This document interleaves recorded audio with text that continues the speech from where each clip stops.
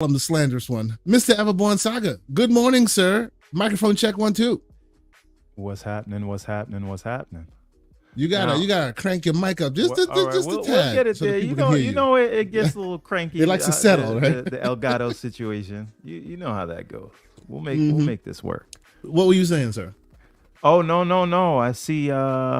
We might have our mortal enemy here, the Nintendo fan. Oh, here we go. It's gonna be one of those things, man.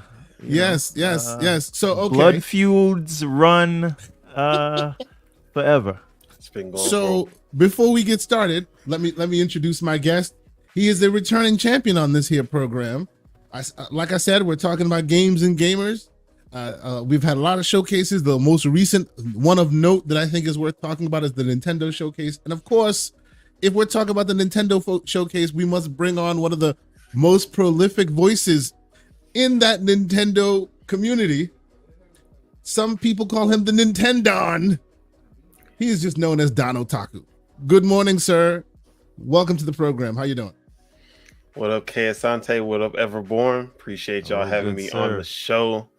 You know, I mean, I don't even see me and Sega as like a blood feud because y'all been out the picture for a while. So like I don't even look at it like that. Hey, the North remembers is all I gotta say. It's gonna be one of those shows. See, and we were talking for our time to strike. We were talking in the background, and he's just like blood feud. I'm like blood feud, and then I remembered, oh yeah, Nintendo. But I mean, that was so long ago, man. Y'all were just children. Y'all barely had like hair on your chins at that time. Like, what's going on? Yeah, it was a fun little war on the playground back then. But only one of them lived to tell the tale. Now the other one is putting their games on my console. Oh yeah. Man, man. This is gonna be messy, bro. Okay, it's easy to be magnanimous when you still got a console. I understand. So okay, welcome one and all. We appreciate you being here. We see the numbers are swelling already. Hit the like button if you haven't done so already. Please consider subscribing if you are new here. We love our subscribers. We love our members who Everborn Saga will read one by one right now. All right, let's start with Xbox Expansion Pass, Deadly Headley, The Gamepad Guru, That Blue Number, Derek Johnson, Big Poppy Senpai, Ozzy Fan 80, It's Timmy V2, Roshan Eppinger, Zach Riley, L. Paul, Leonard Herrera, Chris Coleman, Zay429, JB1521, Risk It for the Biscuit, Sith Lord, Infinite Umbra, Isaac Hayes 85, Torino Johnson, Andy B. Drumming, Focus Active, King Webb, Drake Williams, not to be confused with Aubrey, or maybe XBX Lord Chaos 78, Punty 050, Tim Purr 21, The Black John, Guess Who 107, Dave Ramos, Basement Radio Arcade Podcast, Brap,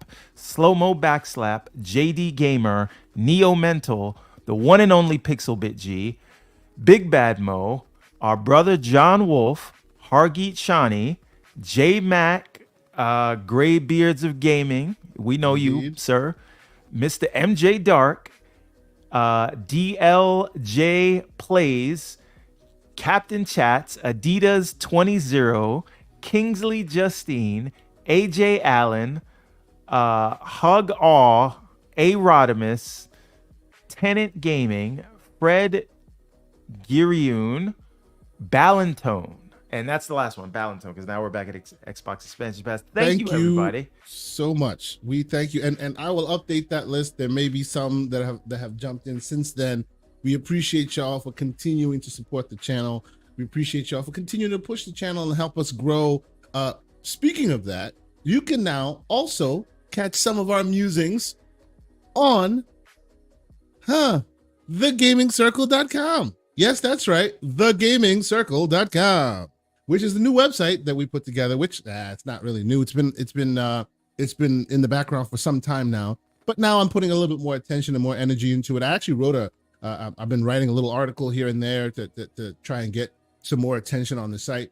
To my understanding, Mr. Everborn Saga and the one John Wolf will also be contributing. So for now, it's just it's a fledgling site where I think we're going to aggregate our content, maybe do some interesting writings as well. So if you have a chance to check it out. I'm trying to convince Mr. K. Asante to let me have a conspiracy corner.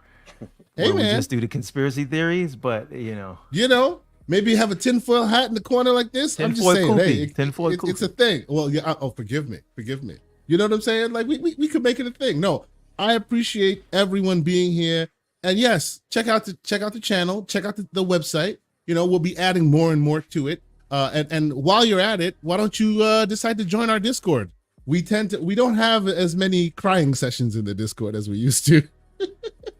But yes, it's always fun. But there are still some, especially when we start talking about handheld batteries. But Lord, we'll get there. Shout out to Lucius Augustus. Yes. Y'all need to calm down. And of course, not to be outdone, Paris in the chat. Good morning, sir. He says the real conspiracy is Everborn thinking Sonic is on the level of Mario. Yes. Ooh, getting roasted in the morning. It is. Yeah, he's you're right. They're not on the same level. Sonic's on a higher level. That's fine. I understand. I get it. My goodness. All right. Well, before we get started, no. One more thing before we start. Yes. You'll notice the subheading if you're watching this on YouTube. It is official. The Everborn Saga will be at New York Comic Con 24 this year. That is October, I think 17th through the 21st, but don't quote me on that, but it is October. We will be on the main floor, booth 2039. So if you are in New York, if you want to check that out, I will be there signing copies and telling everybody about what we got kissing going babies on. and shaking hands and all of that, right? All that jazz. All the politics. All that jazz. Salute to 108 Dragons TV, brother. How you doing? We know Dragons is there every year, so yes, sir. I will see you out there, sir. I actually have a copy of the Everborn Saga. not Everborn Saga, but not Ariel's Adventure. Is it the Redlands or Prince of Arcadia? I was thinking the Badlands for some reason, but yes, the Redlands. And then if I was in the New York area, I definitely want to go there, get my copy signed. That one. Yeah, I'm waiting for the next chapter. We're actually working on chapter 2 of that right now. We got some pages in already, and Ariel's Adventure is done, and we are trying to work out the timing of the Kickstarter to launch it, because we don't do our Kickstarters until after the book is done, because we don't want any risk on the backers or whatever. So as soon as we can line that up, we will be releasing that. But I'm hoping to have the first prints available at the show, so that'll be the first time people can actually get chapter 2 for Ariel's Adventure. All right. Well, let me catch up on some super chats and we'll get into the show proper. First and foremost, the great J Mac is in here, member for 5 months. Salute to you, good sir. I actually had a nice a play session with that man. We played Gears of War, where and that's actually a story we're going to talk about. Everyone's rekindled that Gears of War fire, so he and I jumped in on a co-op session on Ultimate Edition. He says, being a member for 5 months, he says PlayStation may not have games, but their narrative control is second to none. All it took was 2 weeks on 2 weeks on Xbox, dudes. We're back to gloom and doom, sir. You are prolific. We are talking about that today. We will talk about that. Salute to you. Yeah, I got some words for the Xbox community when we get to that subject, because you guys fall for the banana and the tailpipe every damn time. The okie doke, they say. The okie doke. Sith Lord, member for 2 months. Thank you so much, very, very much, sir. And always a great promoter of our show, always letting folks know we're here. We appreciate you, Sith Lord. Thank you. Yes, he says Sonic. Lord. That's right. So he says Sonic cancels rewards. Sony cancels rewards. Sony. Look at you. Look at this Freudian slip. Sony cancels rewards, VR, and games. What to cancel next? We shall see. We shall see. I don't know about canceling. There might be other shoes that drop, but I'll leave that one to the announcements. Yes, sir. Speaking of VR. The version 66 for the Quest came out last night, Or I got. Last night, I've been waiting for it. I've been checking every day to see because I put it on auto update. I checked it. It had 66 this morning. So a lot of the distortion in your hand when you're doing pass through is gone, and the pass through is a lot less grainy, and it feels like the latency is less. So what I did, like 15 minutes before this show, I just walked around the house wearing that, looking like an idiot. You got to see the way my wife. I do it all the time. I always do it. I walk around the house with but we're just having a conversation, and I'm just wearing it like it's glasses. I'm reading my phone. I'm like taking a drink. The whole thing. I'm hanging up like clothes in the closet. It was a whole thing. So I feel like I don't know what sort of secret sauce they're doing in the software, but like that pass through experience is strikingly close to what you have on the Apple whatever. The Apple what? You mean that the Apple not gonna make another one? We'll talk about that one too. Listen, sorry, Paris. But the thing is, this is a $500 device versus a $3,500 device, and so the idea that they could come this close with the pass through is like that tells you software is everything. It's a huge deal. It's a huge software deal. So V66 is the real deal. I'll say. Absolutely. Just I will check it out. That's all I tried. I haven't loaded mine up in I think 2-3 days. I will definitely make sure I get that update after the show. To continue, MJ Dark, great member of the community, been a member for 5 months. He says Everborn is going to bring a copy of Mario Wonder for you to sign. Nintendo is the best place to play and Gen 10 console. Road to PS2 record near. Oh God. Why are we here today with all of this capping? Like, what is going on? Lord help me. But if Nintendo is the best, sir, why do you have 35 PC handhelds? Oh, do not disrespect Latin quarters, sir. Do not disrespect the handheld king. It's just a question, sir. Do not disrespect the handheld king. Infinite Umbra, the great Infinite Umbra, my soulful brother, Mr. Infinite Umbra, member for 2 months. He says, Morning Brothers, Sonic would beat Mario's ass if they had a one-on-one, Don. Talk about it. Talk about it. Some folks ain't ready for that conversation. Hold on. Oh boy. We have very good authority when it comes to Death Battle. That they did a Mario versus Sonic, and I'm pretty sure Mario came out on top.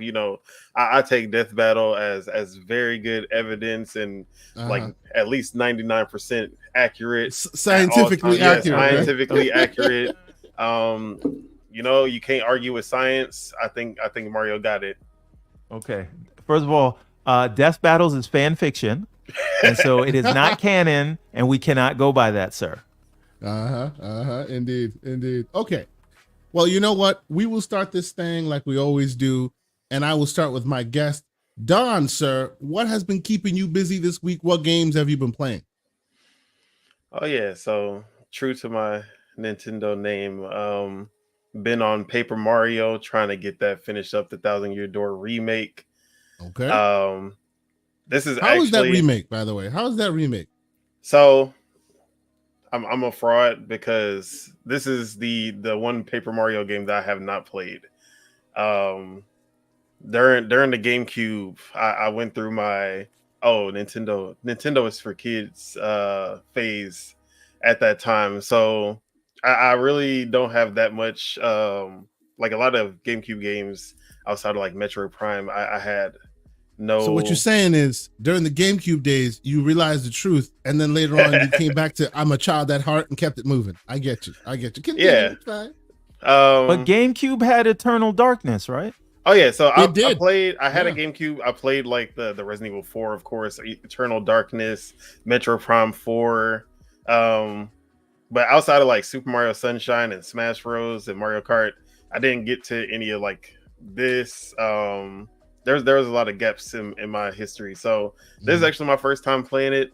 And yeah, I see why a lot of people want Paper Mario to go back to this, because I've played newer Paper Marios and I'm like, oh yeah, these are good. These are good games. But after playing this one, I'm like, okay, now I see why so many people have an issue with where the series went, because this game is on another level compared to those. As a turn-based RPG, the even the storytelling, which is weird to even talk about in a Mario game, somehow they have like very good writing.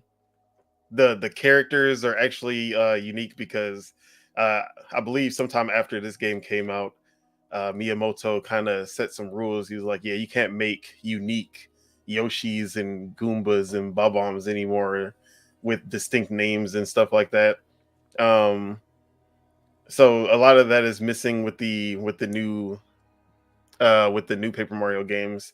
But yeah, I've been having a lot of fun with this game. It's been really good so far. So real quick, before we continue on, I hear that and I know you watched all of the showcases as well. Expedition 33, I hear, borrows a lot of the fighting mechanics of Paper Mario. Am I wrong in that? Yeah. So the like active turn-based combat. Yeah. Let's see. I want to say Paper Mario was one of the first with like the reactive turn-based combat where you have to time your button presses to do extra damage. Legend of Dragoon on the PS1 was also one that was like the first thought that I had. I was like, oh, this is like Legend of Dragoon with the time button presses. But yeah, Expedition 33 was definitely one of the standouts that I'm looking forward to as well in the Xbox showcase. Excellent. So anything else you've been playing, sir? So besides that, I have my staples: Rocket League, Fortnite, XDefiant. Those are my 3 live servers right now. Okay. But I actually went through that Steam Next Fest and played a ton of demos. One in particular, Aerial GP, and that is an F-Zero kind of clone. An F-Zero like? Yes, an F-Zero like, but it's one of the few that actually like really captures what F-Zero should feel like. And they do an excellent job of getting that feel of F-Zero. Played a few races, died. I was like, yes, died multiple times. I was like, yes, this is F-Zero to the core, because I can't even complete the course without dying or flying off the stage. Had a lot of fun with that. There was Fera.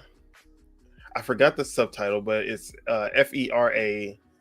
And that one was shown off at one of the indie showcases that Xbox did. And I believe it's coming to Game Pass. But played the demo for that.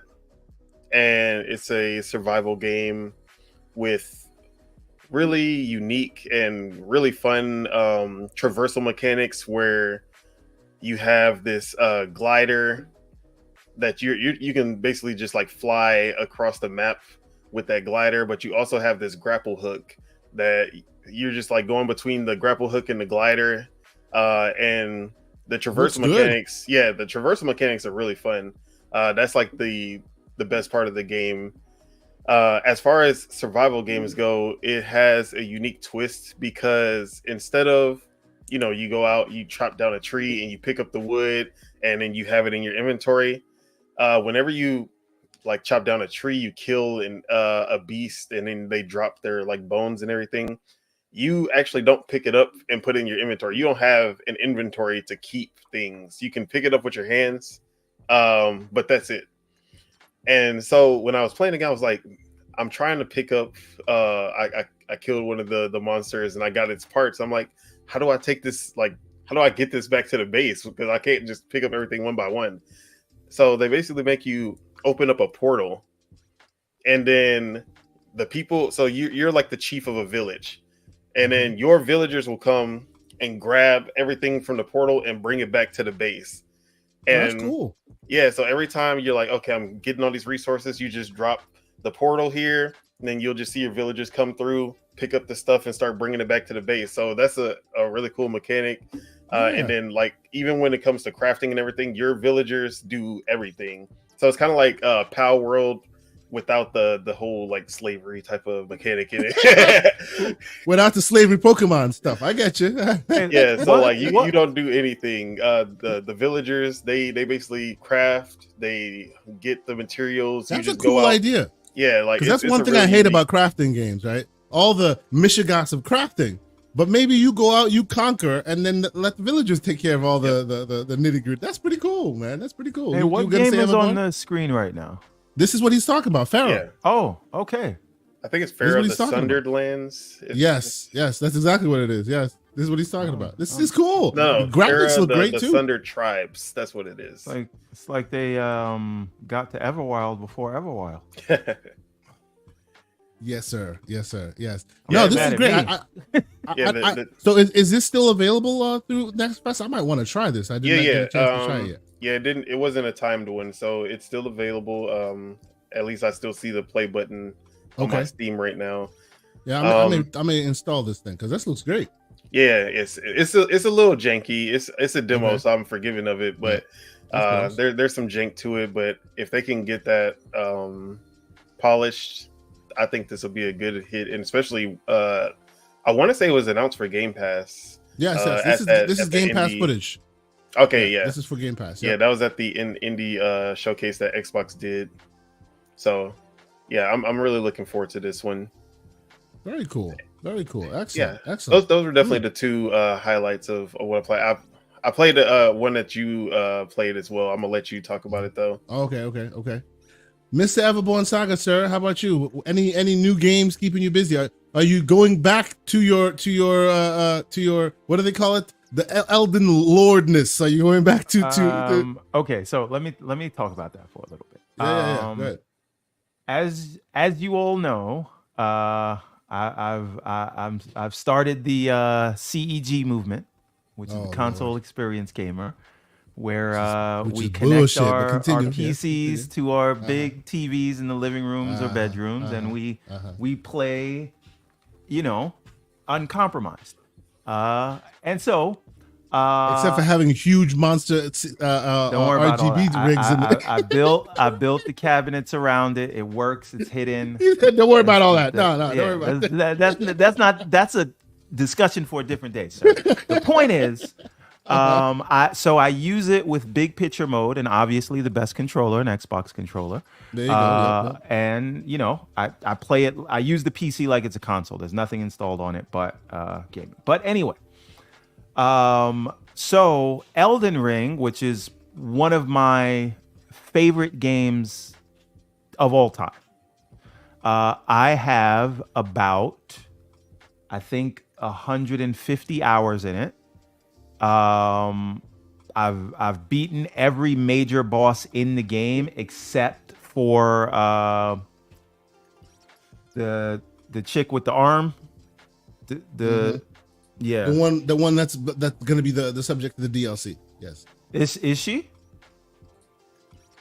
Didn't I think so? Like, isn't that what's the subtitle for the DLC again? With her arm coming out of the big wood, the big Shadows of the Erdtree. Yeah. Oh, that raggedy, you know what? I hate her. But that's the only boss I haven't beat. The point is, Elden Lord, I've beat Mog. I can go directly into the DLC. I've done my job. I built a tank character with the great sword, fully maxed out. But no, Longhouse, I'm not too good for the camera. Every time I turn the camera on, it kicks me out. Like literally kicks me out of the stream. I don't know what's going on. Try it again. It's been a minute. I'll try it before the end of the show. So sure. But anyway, I want to get the Shadow of the Erdtree DLC, even though it took me 5 months to play through Elden Ring. I don't know that I want to do that again. However, Elden Ring is not cross play. There's no cross progression. Right? You got to roll a new character on PC. I played the whole thing on the Xbox, but since I've done this move, my Xbox is now for the streets. But the streets, I mean the house, is for the kids. It's in the living room now. Streets. And the PC is what I'm primarily gaming on. And so if I want to play that, I'll have to either have to play the whole thing in the living room, which means I'm going to monopolize the living room for the next 6 months. Or I'm going to have to play it on the PC in the bedroom where I play it most of the time. If I do that, I'm going to have to start over.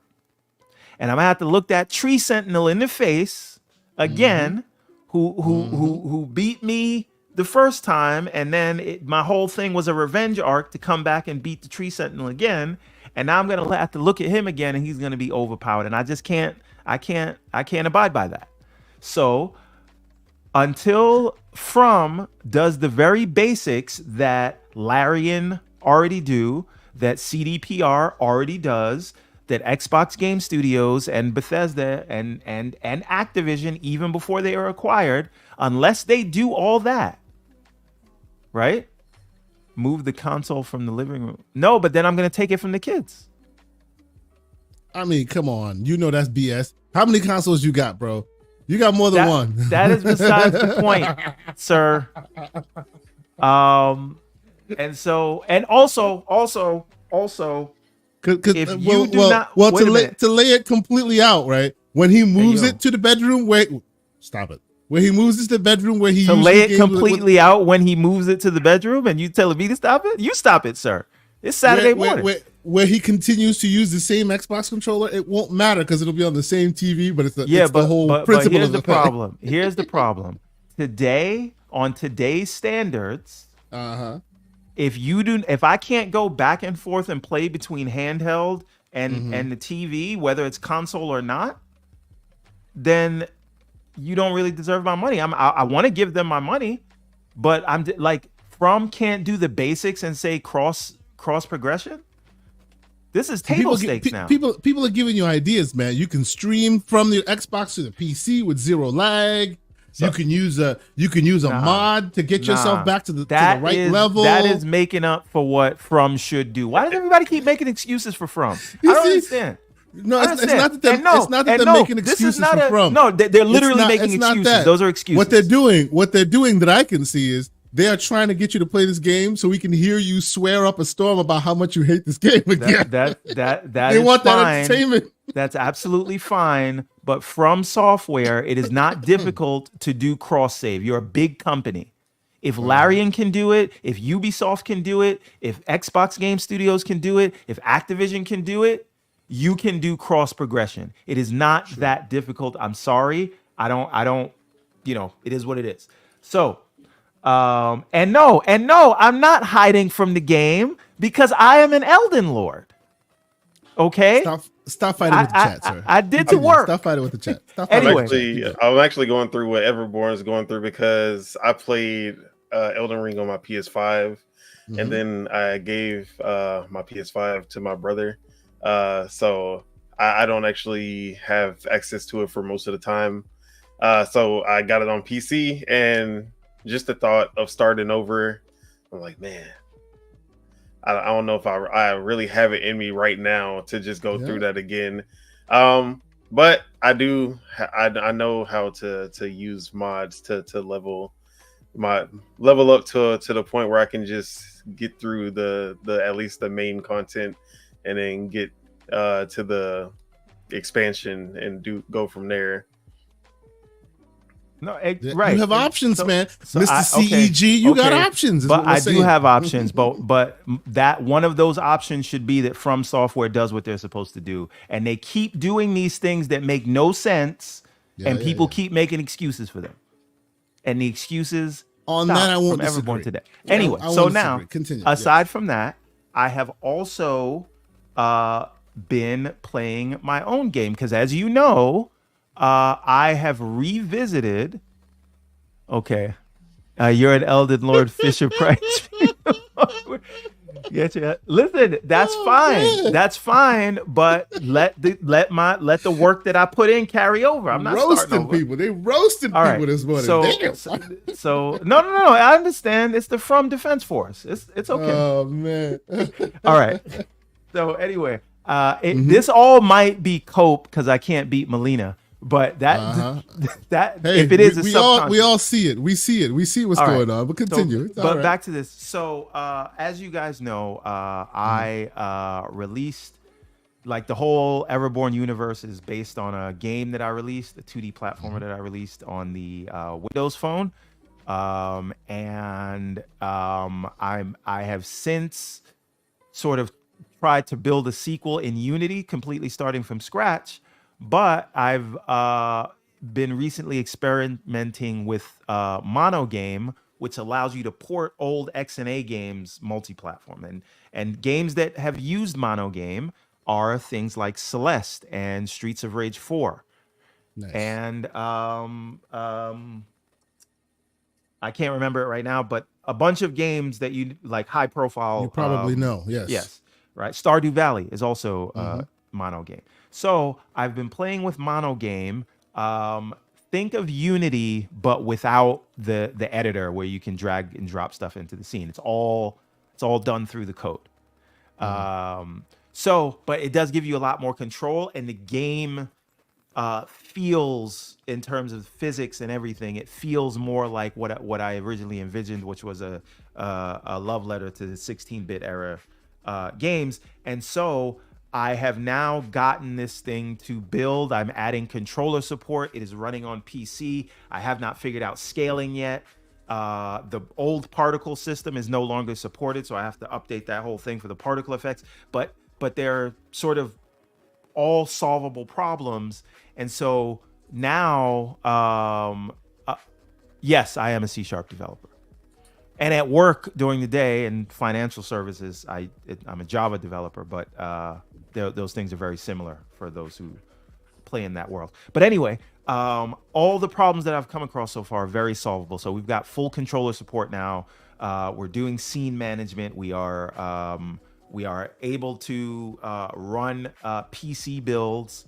And so I'm just kind of knocking it out step by step. So Everborn, I have one important question, sir. Yes. Just one important question. When can you play it? I have a Steam Deck in my hand. I know.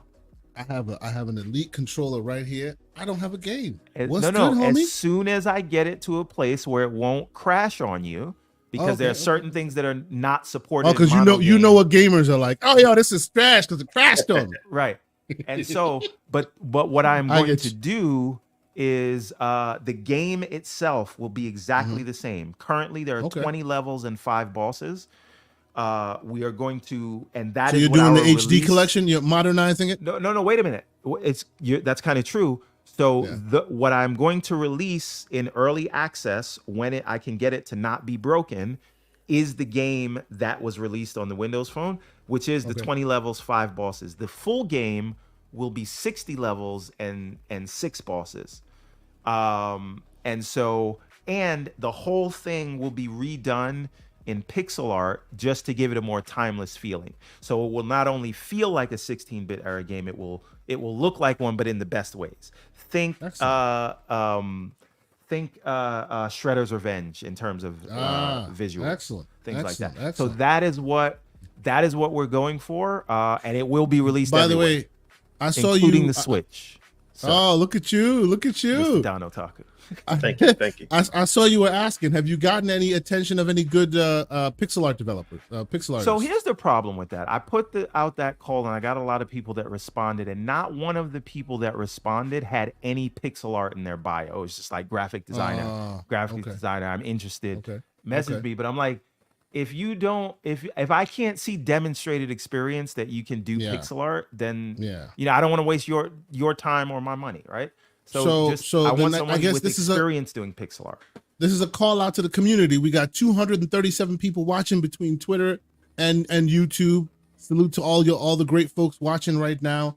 If you are a pixel artist and you have proven portfolio material, holla at your boy. Everborn Saga is looking. By the way, for you don't have to have credits, right? You don't have to have worked on a game. I just want to see that you have a portfolio of your own work that is pixel art. Excellent. I'm not picky, and I'm not asking for any interns. This is paid work, but you have to have some demonstrated work that we can base it on to say that you can do that. Now, the last thing is I have been playing Indica, which I highly recommend. If you are a fan of Hellblade, and not just for the visuals, but because this is a game that sort of also tackles sort of mental illness, but they do it in a more irreverent way. So you're like a nun in like in the 14th century or whenever, I don't know what century you're in, but it's older times, and you hear voices, but the voice that you think you're hearing in your head is the devil. And there's scenes where they do that sort of switch between worlds thing, so you can like get to the other side of a chasm or something like that. And so when you let go of the trigger, you will hear the devil talking in your ear and just saying the craziest things. And then you have to press the R trigger to pray, so that and then the landscape changes, and so you can, you know, jump across a bridge or walk across a bridge that's not there when you're in the devil world, right? Like, so it's very weird, and it's funny, and they do it in a way that it's more than just like they know that it's a game, right? And because they know it's a game, there's a lot of gamey elements, even to the point where sometimes they make it pixelated. And so it's just what's with the head mounted displays I've seen a bit of here? No, it's just because they want to keep you on your toes. So every once in a while there's a head mounted display. Okay, yeah, I mean, no, it's not just like every once in a while. It's just they just do weird things. Like if you saw that pause menu, you see how it looks pixelated, and it shows the different paths you can take, because it's very gamey while still doing morose, still scary stuff. Okay, interesting, cool.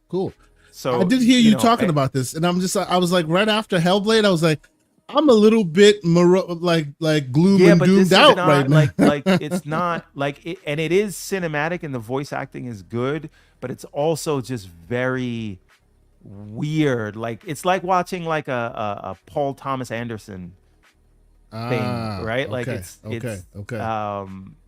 don't know. I highly recommend it. It's super, like every minute you're playing it, you're like, it's just super interesting. Like it looks wild. Check it out. And it's a gamey game.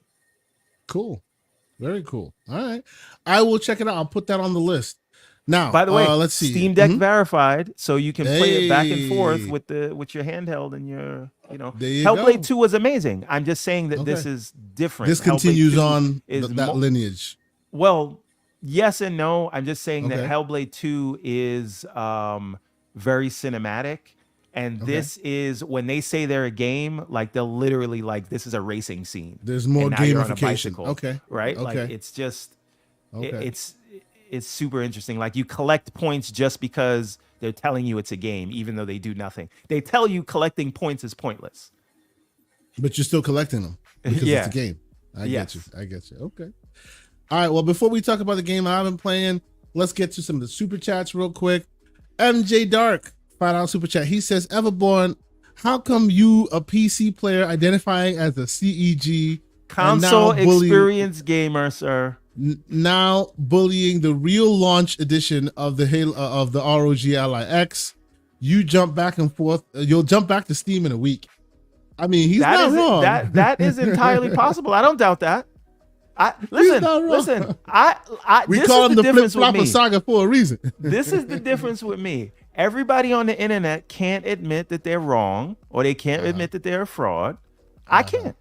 And so when the Steam Deck 2 comes out, and I'm like, oh, Rog Aguilar, you in the bushes? I'm not gonna pretend like whatever. Like, Okay. I'm very fickle. What do you want me to say? Now, Jeroen, is it Jeron? Jeron Worthy, $2 super chat. Thank you for being here, Jeron. He asks the question, what kind of TVs do you all have? I will go first. I have the CX, the LG CX. I've had it for some time now, since it first released. It's been doing me pretty well. I hate to say it, I bought it specifically for the next gen, the current gen consoles, but I find myself not using it as much for those kind of current gen consoles, because that means as Everborn is sitting in the office after work is his kryptonite. Sitting in the living room and TV, that is my kryptonite. I barely ever sit in the living. If I sit in the living room, it's to hang out with the wifey. It's to watch a movie or something like that. I don't sit there to play a game because most of my games are adult in one way or another, and I got little ones running around, so I can't be doing that. Yeah. No, I don't sit at a desk. I usually have handhelds. That's why my handhelds are really. Yeah, you need that Switch. That's what you can play on your. It docks to the TV. See, unfortunately, the Switch does not play adult content, so I'm sorry. When I want to play Alan Wake 2, I ain't going to my Switch. Oh, I was gonna say, what kind of adult content are you talking about, sir? I want to play Alan Wake 2. Actually, believe it or not, I was gonna say the Switch has some adult content. When it comes to that, it is far more adult than anybody else. Like, don't go there. That's a whole different conversation. I'm talking about Alan Wake 2. I'm talking about stuff with the shooty bang bangs that I don't want my little ones to be partaking of currently. So that's a handheld close to the vest, as you can imagine. But yes, I have a CX. How about you, Mr. Everborn? Which one do you have? I have the LG CX 55 in the bedroom and 65 in the living room. And the I don't game on this, but we'll count it anyway. I have a 42-inch 4K monitor in the office, but again, I don't think that counts. You don't game on it. Yeah, you're right. But the 55 CX OLED, that's what the PC is connected to, the 4090. Okay. So I play it just like I would play the consoles. That's what CEG means. Oh Lord, Mr. Joanne. Stop trying to explain the BS. If you want to count monitors, I have an Asus ultra wide, which is 34 by 1440p. So it's ultra wide, 21 by 9 at the bottom in my office. And I also have a gigabit 32-inch 4K screen. Mostly used for content creation. Every once in a while, if I'm recording footage, I will play it here so I can record it easier. But by and large, I'm on the handheld. How about you, Don? What you play? What TV do you have? So my TV, I went with the cheaper option, but I got the Vizio OLED, the Vizio OLED model, and it actually uses panels from LG. I think from their B2 series. So let no one slander you, sir. Vizio makes a good TV. King David is not here. David's not here. You can be free to say what you want. I feel safe here. That's right. Be safe. I wouldn't say that on the Iron Lords for sure. Oh man. But yeah, it's been really good, and it was half the price of the CX when I got it in 2020 during the PS5 Series X when I bought both of those consoles, and then I also bought the VR headset, and I was like, yeah, I'm gonna have to skimp a little bit on the TV because I spent too much. But there was some definitely some Vizio software issues, as Vizios like to do when they first launch. But as those kinks worked out over time, now it's perfect. If great, you were to get one now, it's a really good choice, I think. And it's a good deal too out there. They have them really cheap. I bought it for 900, 55 that's inch. Amazing.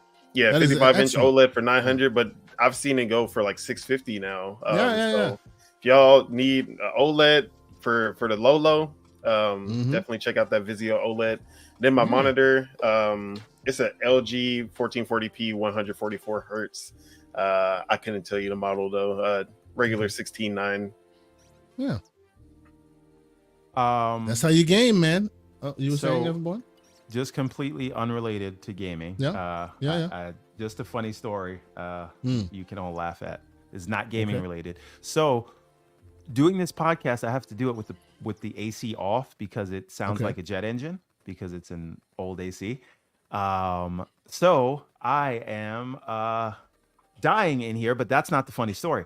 The funny story is we got this new AC for the living room, and yesterday it was so hot. There was the whole heat wave in the Northeast or whatever. The AC and the AC just happened to decide it wasn't going to work, even though it's only like a year old. And so I'm trying to turn it on. It won't turn on. I flipped the breaker. I pressed the button, unplug, whatever. And I look in the manual online, and it says, if it gets too hot, the AC will not turn on to preserve. And I'm like, wait a minute. You have literally one job. One job you have, and you can't turn on when it's too hot. So one thing I will tell you, Mr. Everborn, you need to come and talk to me. I live in Florida, where heat waves are just Tuesday. As I speak to you right now, there's a standing air conditioner, huge one, blowing 60 degrees at me right now. It's very loud, but y'all don't hear it. You got to talk, sir. I got some software for you that'll help you. The software juice. Do you hear it? All you hear is crisp sound, sir. It is what it is. I got a fan on. I got the AC on. No one hears a damn thing. You got to talk, man. I can help you out. I got about a half hour before I'm going to die of a heat stroke. So I'm going to try to turn it on. Turn it on, man. See what it does. Because we got the same mic. So we have the same mic. But so maybe. I also use, we have the same mic, but the mic will pick up certain things. So I have the mic and I use software via AI to drown out all the ridiculous noise. Don't say that. I know. But it works. Just put some audio engineer out of work. How dare I need that software too, because it works. Houston, Texas, as I said before, and I have to turn off all my fans when we do everything's on right now. It's all on and it's loud and still. Like if I turn off my what do you call it? My noise canceling, I can hear it all right now. Super loud in here, but y'all hear nothing. It's beautiful. Yeah. It's fantastic. On my own podcast, I go through. I just did it off the fly when I did my podcast. I didn't really look into actual software, so I actually was a producer, and I have Fruity Loops FL Studio, if you know. Okay. Yeah, of course. So I go directly through FL Studio when I'm on my podcast, and I use noise gates and all my plugins. So you try to use that to minimize the. I get it. I get it. But so when I'm on other shows, I can't do that. Let me ask you a question. Your podcast, is it Nintendo focused or just gaming? Gaming as a whole. So actually, it's my lifelong friends since high school, middle school. Nice. Started a podcast where they're mostly casual gamers, going from the COD only, COD 2K only gamer, to the mid tier who's I'll play something on Game Pass every now and then. So it's a very eclectic crew of different experiences of gaming, and me, the hardcore who's listening to every podcast, who's looking for all the news. I'm basically presenting what our community is going through to them, and then basically seeing how they react to. They laugh at us, don't they? Yes, they do. You know what's super funny? And Kay, I was telling you this in the DM with Paris the other day. I do this time to time with my 14-year-old. I will just explain to her or let her listen to a snippet of something crazy going on in Spaces, and just try to explain the drama of the day in the community. And this 14-year-old's reaction to grown men crying babies, ready to fight and fly places, mad at developers about frame rates or what game skipped what platform. The way she makes fun of you, I'm saying community. It is hilarious. I've been trying to convince her to let us do a podcast where I just explain these things. I think it would do millions of views. It'd be hilarious. It'd be good. Explaining gaming to a normal child. No. But this is not a normal. This is a 14-year-old. You've never heard biting insults like you've heard from a 14-year-old girl. I'm telling you, everyone would go home crying. But it is just funny that a junior high schooler who graduated yesterday. Yes, salute to her. Yes, we saw the videos. Hearing that assessment from the youngling on the grown man and what we get upset about is just super interesting. Maybe one day I'll convince her to let us do a pod, and we'll just do that. Just explaining excellent. Gaming beef. So, ladies and gentlemen, before we continue, we have 296 people watching please hit the like button. We appreciate you being here. Consider being a subscriber. If you want to support us in that way, you can consider being a member. We love hanging out with you guys on a Saturday morning. Thank you guys so much for being here. Before we move on to our news, and we'll get out to that, let me quickly talk about the games I have been playing. As the Don has already said, the Next Fest is upon us and has been upon us for some time. So I got a chance to play a couple games. Now, these games I specifically chose because I know that they're more the AAA or double A space to AAA space that people have paid attention to. They found their way on some console platform. I think these were both announced at the Xbox showcase. So first off, I will talk about Flintlock Siege of Dawn, I think it is. Yeah, Flintlock Siege of Dawn. I really enjoyed myself in this game. I've actually played it multiple times now, the demo. I haven't finished it to its completion because it's a demo. The save doesn't carry over or whatnot. So I played it on the PC, played it on the handhelds, been playing it on various handhelds. I put my initial thoughts of it on Twitter, and folks wanted me to, how does it run on the Steam Deck? How does it run here? How does it run there? So I've been playing it multiple times. I gotta say, when I first saw the trailer for this, it looked like it had interesting ideas, but it also looked like it wasn't ready for prime time. It looked like it was kind of rough around the edges. Since that time, a lot has happened here. This game looks really, really clean. There's a lot of buttoning up that has been done here. I enjoyed the combat system. It's quite good, quite good. It gets a little complicated, and I feel kind of like sometimes maybe they reinvented the wheel on some of the inherent control schemes that you should be aware of, but they have so much they want you to be able to do within combat that they had to change things up a little bit, and I can tell that. But it takes some getting used to. Your muscle memory as a gamer. There are certain button presses that you expect, or certain keys you expect that will do certain things. But in this game, they've changed them to different button presses or shoulder buttons or anything like that. And because of that, you will take some time to grok exactly what they want you to do. So that's a little bit of smoke on that side. Also, I find that the graphics kind of veer from outstanding to okay. Sometimes the graphics are just like, wow, this is amazing. They're really hitting on all cylinders. And then other times you're looking at it and you're just like, yeah, this is more 360, man. Maybe early. You can tell very much this is a AA game shooting its AAA shot, But I have to say, what matters most to me anyway is the gameplay aspect of it, and it is fun. Once you start understanding the systems at play, once you start grokking all of it, you can do a lot of things. It is quite fun. This is just the beginning, obviously. This is just the demo, the very beginning, and they dole out different move sets, and they give you a companion, and you start playing with getting into it with them, and it gives you a bit more mobility and a bit more of a locomotion system as you start going, and it's quite good, quite good. And I really like the story. I think the story is pretty cool. I like the protagonist. As soon as I put it out, people started talking about DEI, which made me like it even more. Screw you, assholes. Anyway, I'm sorry, that's just my one.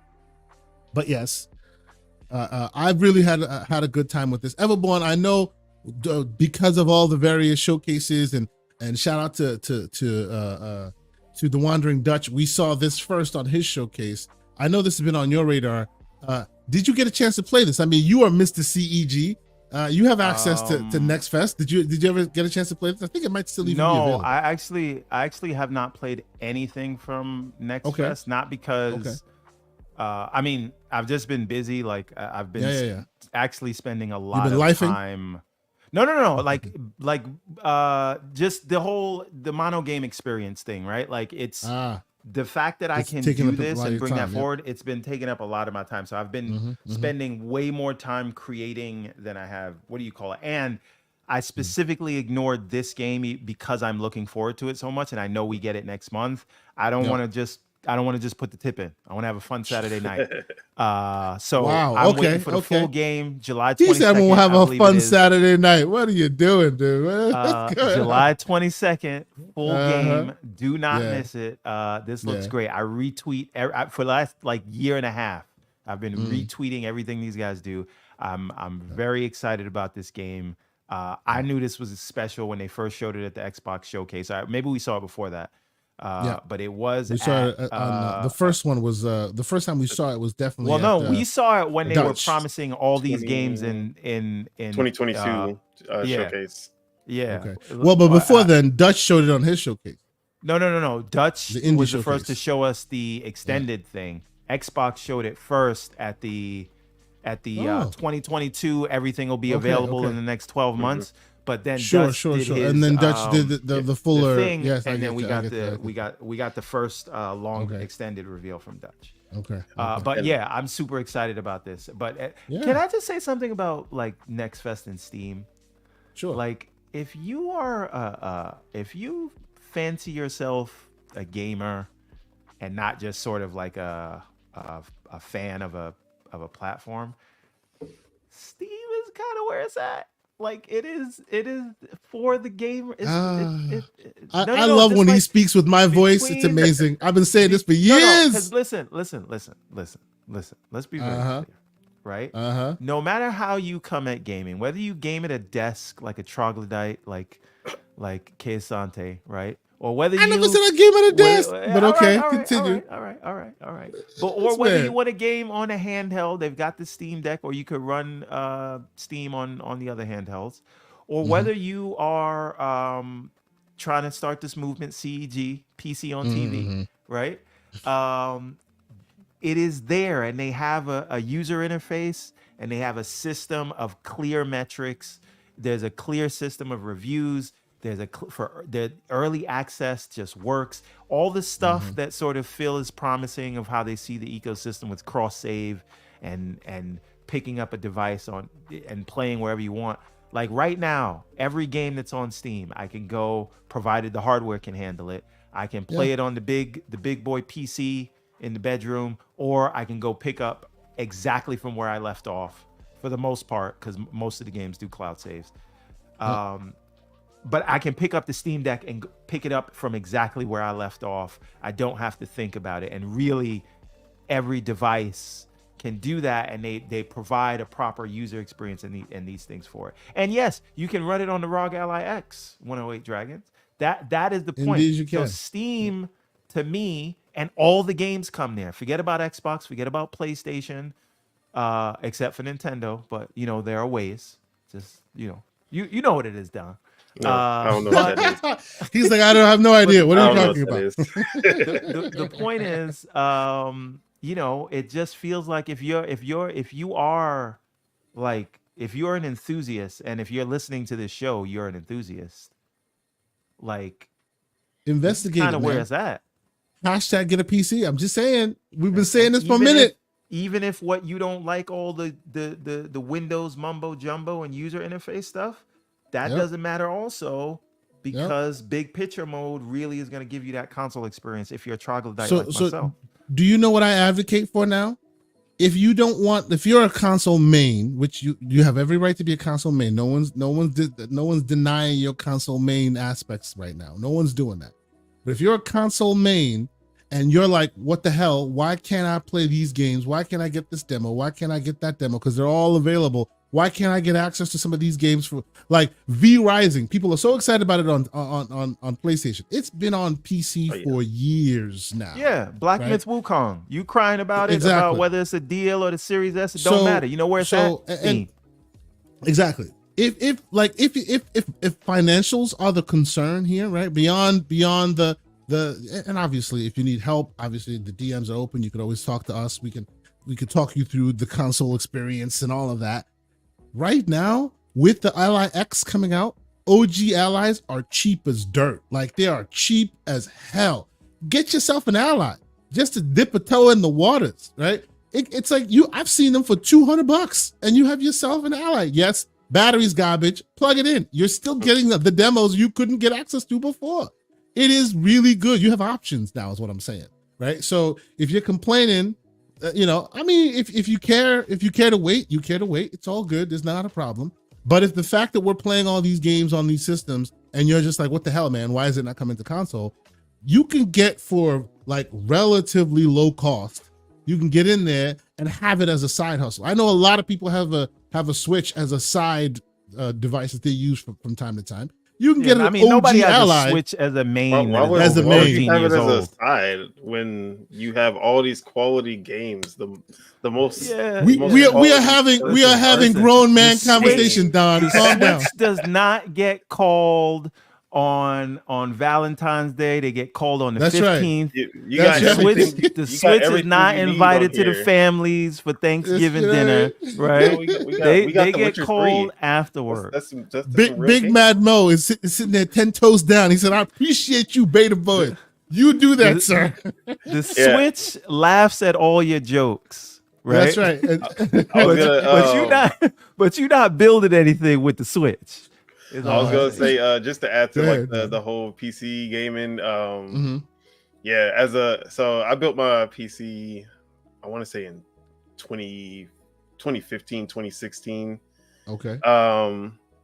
And since then I've been like off and on PC gamer, console gamer. I would just leave my PC to collect dust, and then I'd be like, you know what, let me get back to my PC, and then I'd be like full-time PC gaming. But when the generation started, I was back on console, but then towards like 2022, I got back on PC, and I've been on PC since. And the reason I always go back and forth between like full-time console, full-time PC is there's always at some point where my PC will just give me so many troubles and so many issues that I'm just like, you know what? I just need the simplicity of console. And there's stuff that I still have to this day on, because I've only upgraded my PC. I haven't like fully just got a new PC build. And there's games that just still do not work to this day. For some reason, Call of Duty, the last two Call of Duty games, even just downloading Warzone, I cannot get them to run on my PC. No matter what I try, they just don't run on the PC. And I'm just like, I've given up on it. I'm like, okay, Call of Duty is a loss. I'll just play it on console. Okay. But there are those issues. I won't deny there aren't, and there's learning curves and all of that. You're absolutely right. For me, the reason why I teeter between console and PC is because at the beginning of a generation, the excitement is on console, right? You're playing a bunch of games that are brand new with the community, and it's always really fun to be part of that zeitgeist. And then after that dies down, like if everybody remembers back when PS5 and Series X and S first came out, big hype, right? After that dies down, eventually it becomes normal play. And then for me anyway, the PC always then wins, because the PC will get you that experience that you can't get anywhere else. It just will, right? And after you start complaining, going, "Where's my 60 frames?" I go, "Excuse me," and I go play my 144 frames. But I don't say that to be slanderous, while I do. But at the end of the day, it's fun to be able to dip into both worlds, right? And I guess what I'm saying with this conversation is, you as a console main, and not you specifically, but you in the chat who may be curious about this, you as a console main, you don't have to make PC your main focus, right? You could still be a console gamer and then grab a PC, grab a handheld or a mini PC or something that dips into the Steam waters from time to time. But then again, this point might be moot, because we do hear rumor and speculation that at some point, consoles will also be dipping into the PC waters. So maybe that'll be the best of both worlds for both sides of the house.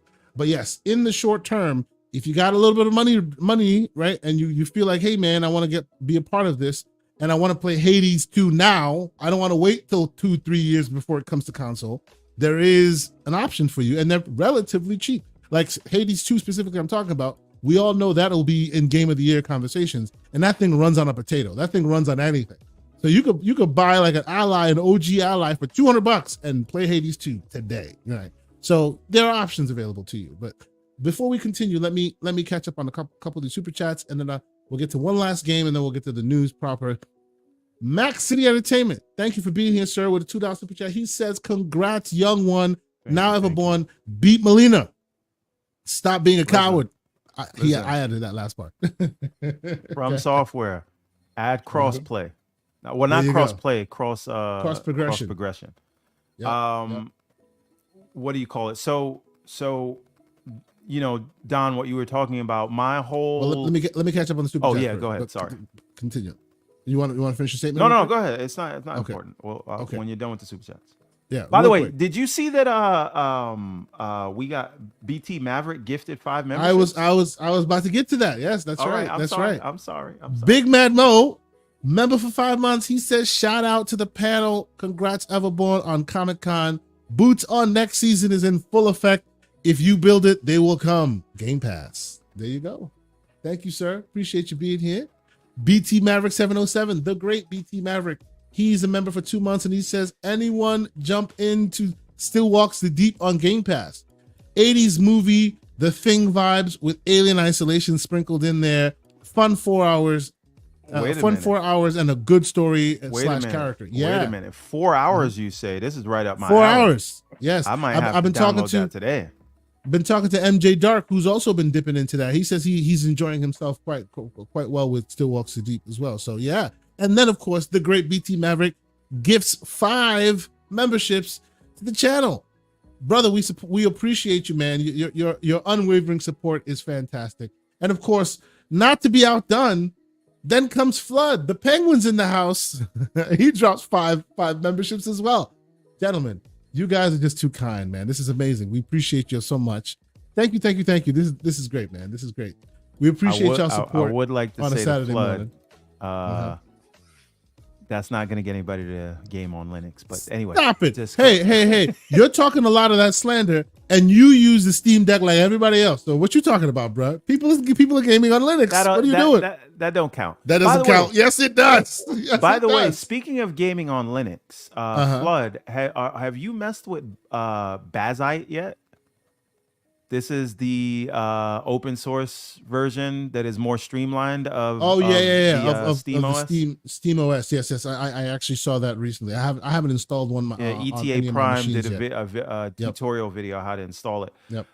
He says not yet. And you can listen if you want. You could run it on your ROG Ally X if you wanted, but I'm not going to do that.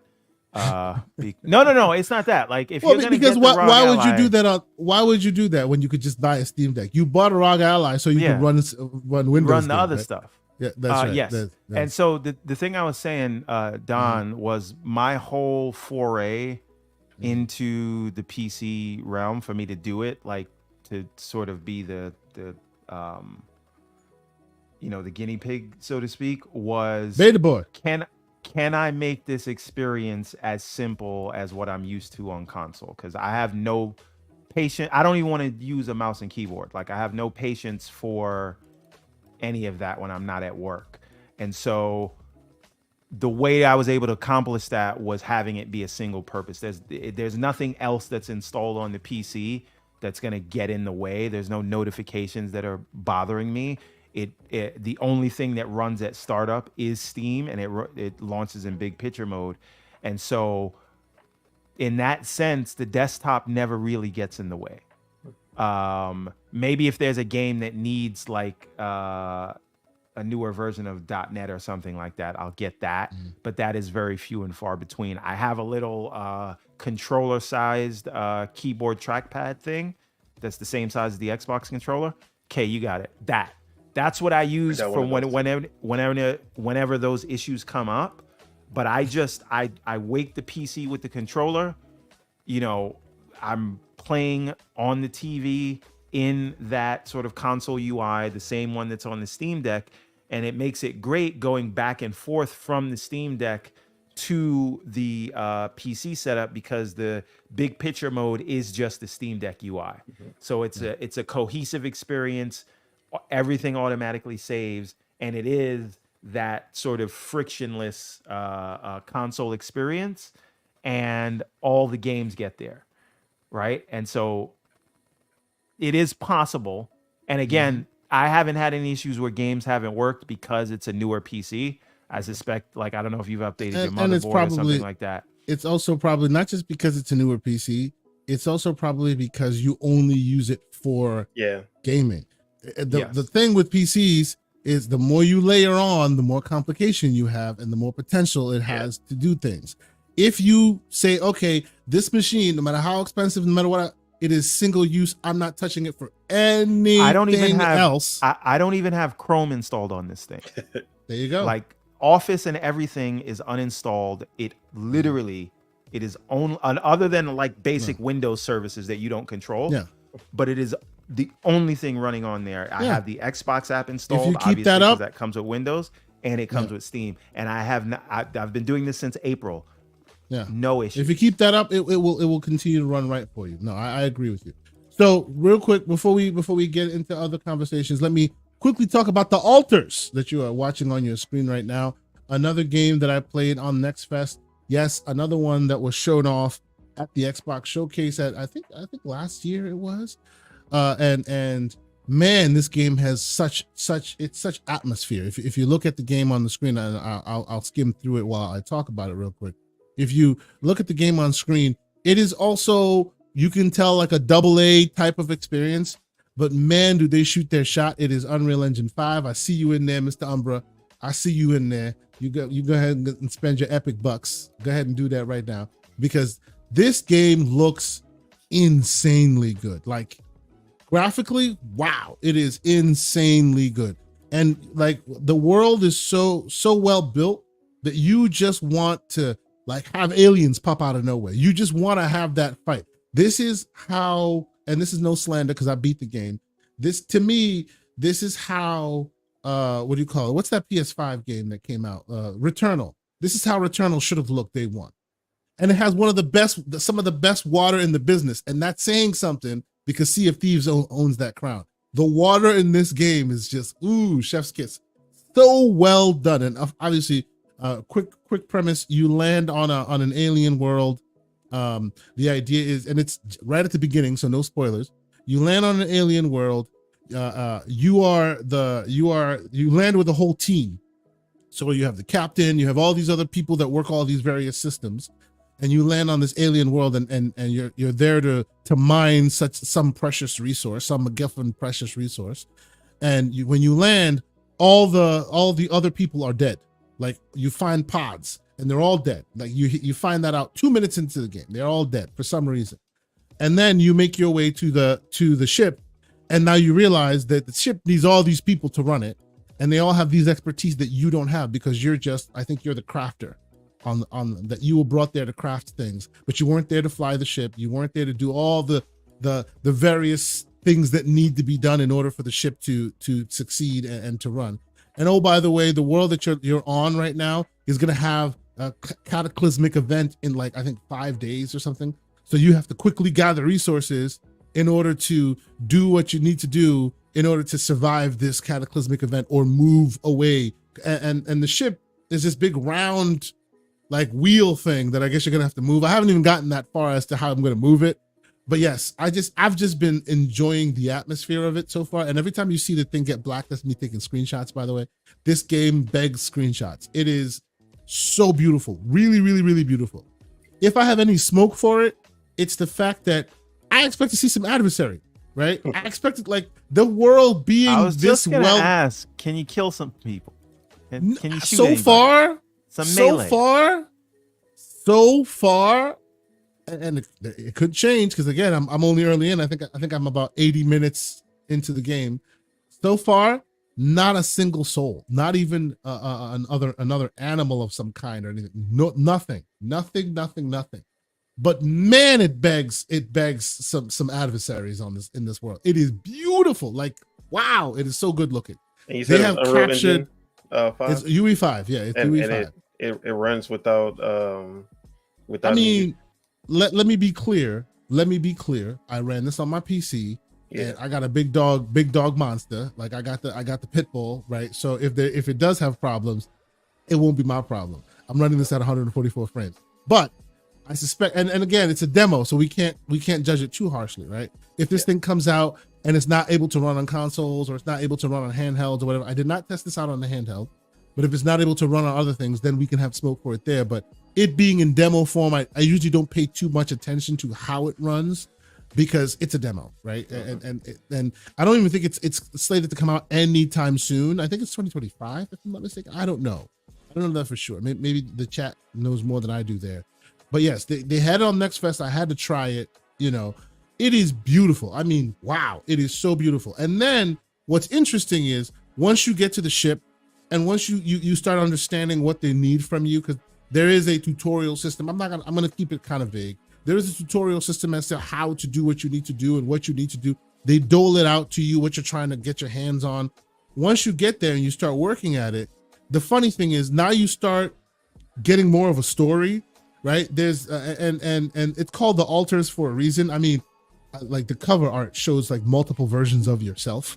So I can tell you that the MacGuffin that you're trying to get is this special element that then is able to create life. And you're supposed to put DNA in it, and you put the DNA in it and it creates life. And the first time you do it, it creates like a sheep, like you clone a sheep right on the ship, and you're just like, wow, this is crazy.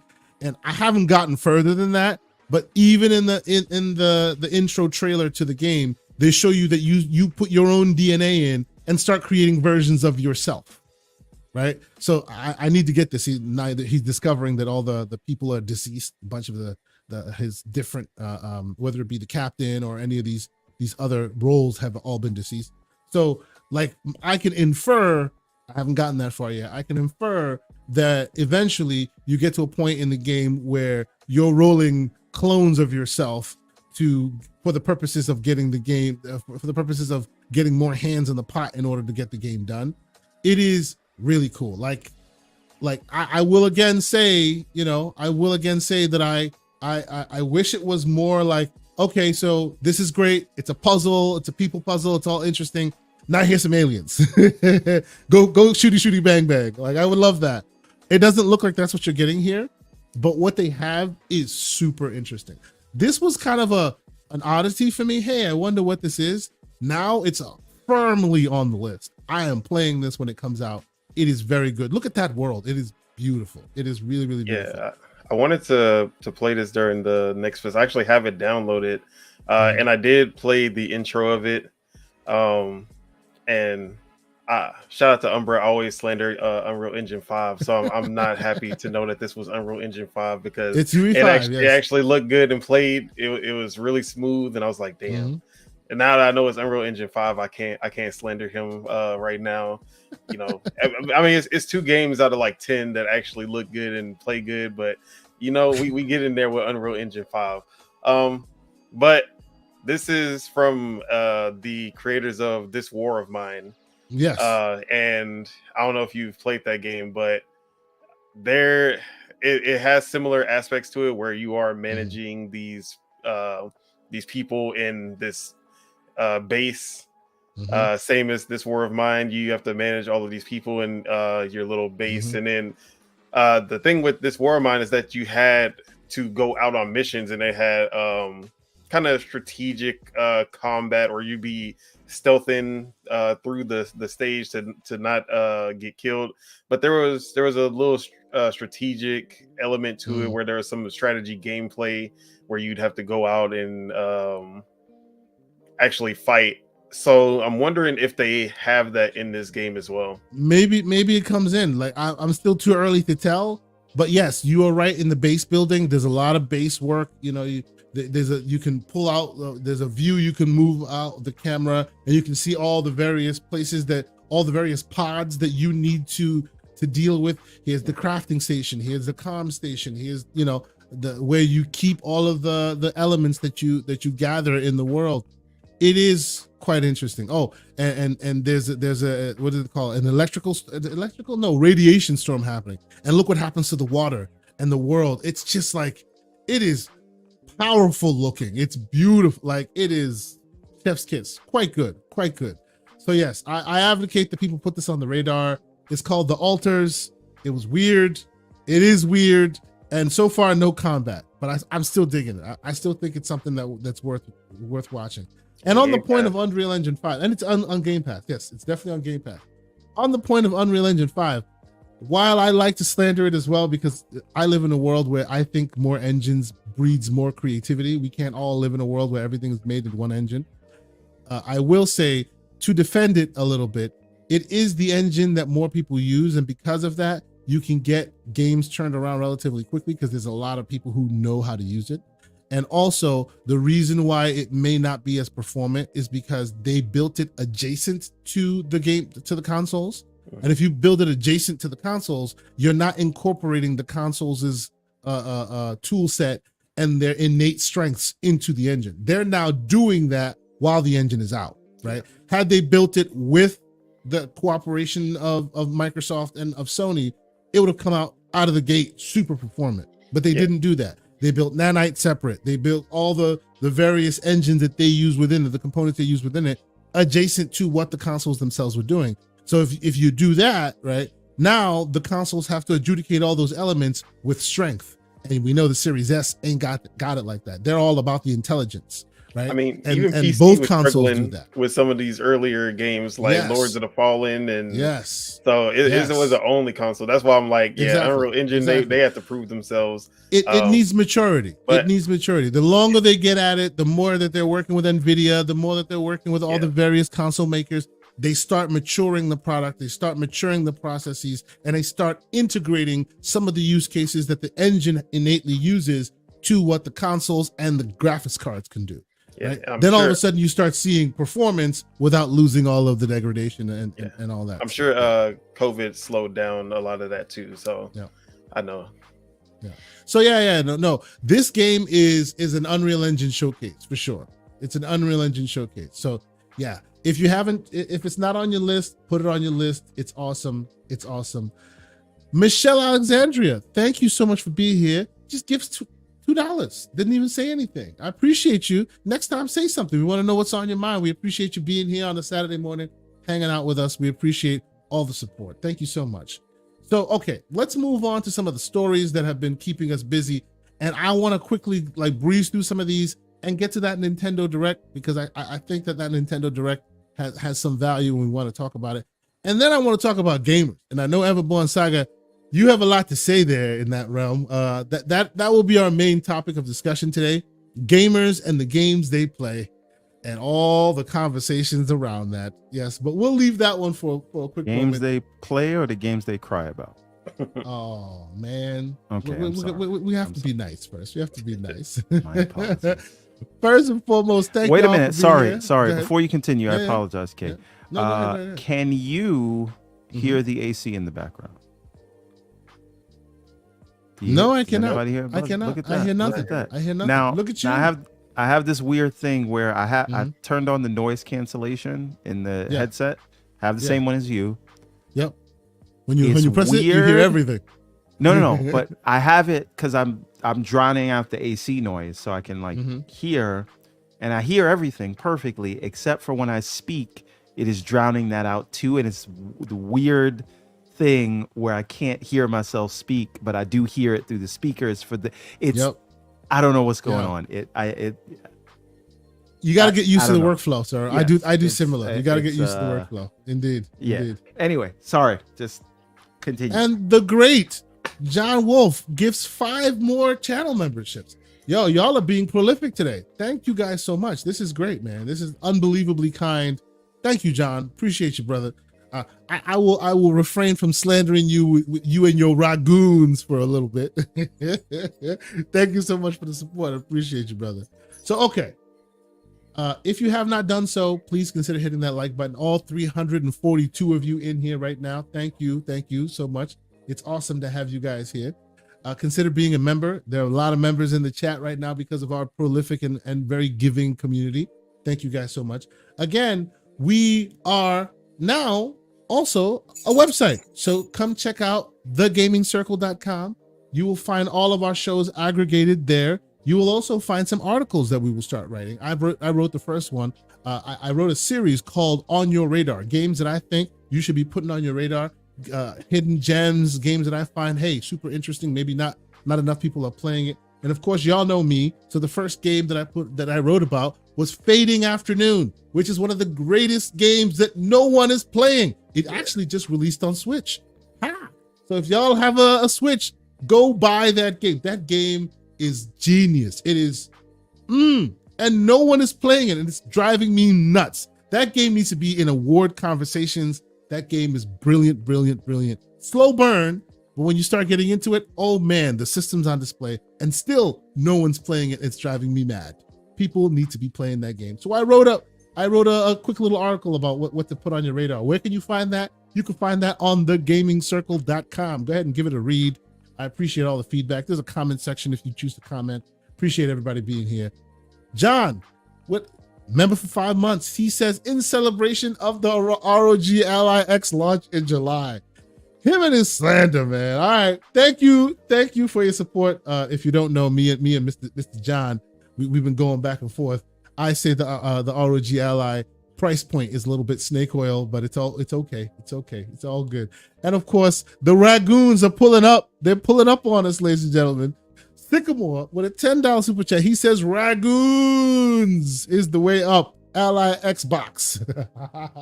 Yeah, okay. You're helping them with their marketing. I hope they appreciate you. This is $300 right here. This Switch. This is $300. Actually, you can get it. You can even get it cheaper than that. Even cheaper. $300 for 3 frames a second. Listen, the thing is this. It's perfect.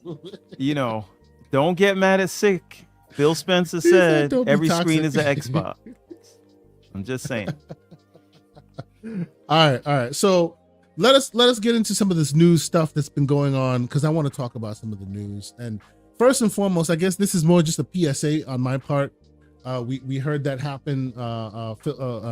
It was reported early this week. Xbox has confirmed they will be at Gamescom 2024. They will have one of the biggest booths they've had in a long time. Obviously, Nintendo ain't gonna be there. Obviously, PlayStation ain't gonna be there. But of course, Xbox will be there. Now, there's been questions, and I don't have any tea to spill, but I have inferences. As y'all know, I was in LA, and I did get to talk to a bunch of the guys who put on the show and all of this stuff. So I was really honored to be there, and I had some conversations in the background. And after the show was done, we were like, "You guys did a great job. This is amazing." And I said, "Oh, by the way, I'm going to Gamescom this year as well, because I will be at Gamescom." I'm actually in the background right now talking to them, hoping that they let me in as an influencer or as a press or something like that. I want to be able to talk to some people. And they said, "Oh, you think this show is good? Just wait."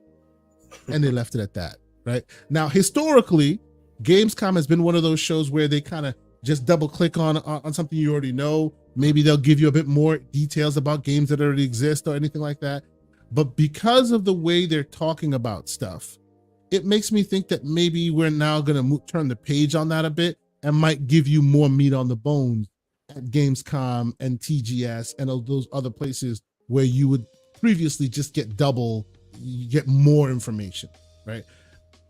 At least that's what I'm hoping for. What do you think, Don? Is Xbox being at Gamescom a good thing? Is Nintendo not being at Gamescom a bad thing? What are your thoughts about Gamescom in general, historically and moving forward? Yeah, so Gamescom has always felt like baby E3. Even though it's got way more people. Yeah, I always hear that it has like way more attendance because last year's attendees, 320,000 people. Last year, I looked it up. Yeah, as far as like when it comes to the announcements, which is mostly like the people who aren't actually attending, most people are just waiting for like the big announcements, and it always felt like, oh, this is the baby version of E3 when it comes to that side of it. I know as far as the convention, it's probably better than the latter years of E3. But as someone who's watching from the outside,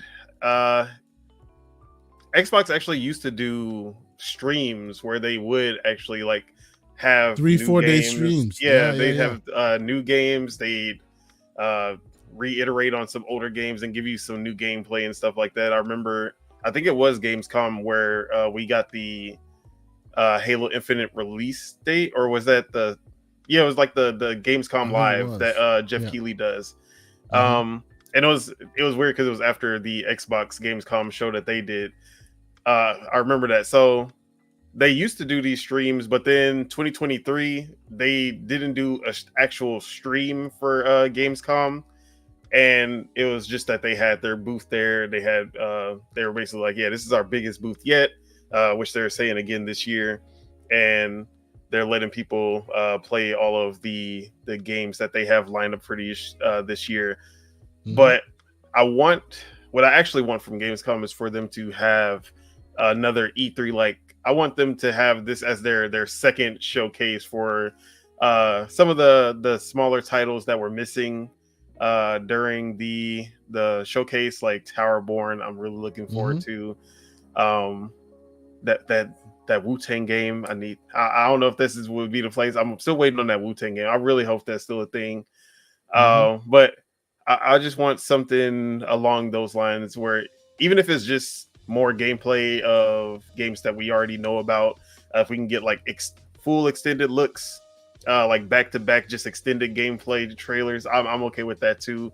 I just don't want it to be just a regurgitation last year. That's right. Yeah, I want some kind of stream instead of just being like, oh yeah, we have booths here, and if you can make the flight out to Germany, we got you. But if you can't, there's really nothing to show except waiting for like the creators, the content creators to talk about their experiences. Yep. I guess, and I'll be in the spot. I've already said that. I'll be there. I'm looking forward to meeting Boxenberger. I'm looking forward to meeting Wandering Dutch. I'm looking forward to meeting all the great European content creators that we know and love in this community. So I'll definitely be there. But I guess this is more for me, right? I too don't want it to be a regurgitation of what you've already seen at games at the Summer Game Fest or something, or the LA shows, if you will. I need this to be its own thing, right? I need them to stand on their own too, especially considering now that E3 itself is no longer like a thing, right? And Xbox has so much publishing arm now. They have so much content. They cannot make sure that all of them drop at E3. And based on what I was listening to them talk about, it sounds like there may be some of that. Mr. Everborn Saga, sir, what are your thoughts? Should I recalibrate my thinking, or is this going to be the year where Gamescom stands on its own 2 feet? What do you think? I would temper my expectations on that. What I think said the words. No, I'm sorry. No. Listen. The games they mentioned, I want to see all of them. Yep. However, I think there's this idea that Gamescom is gonna. I just don't want to not that we're doing that.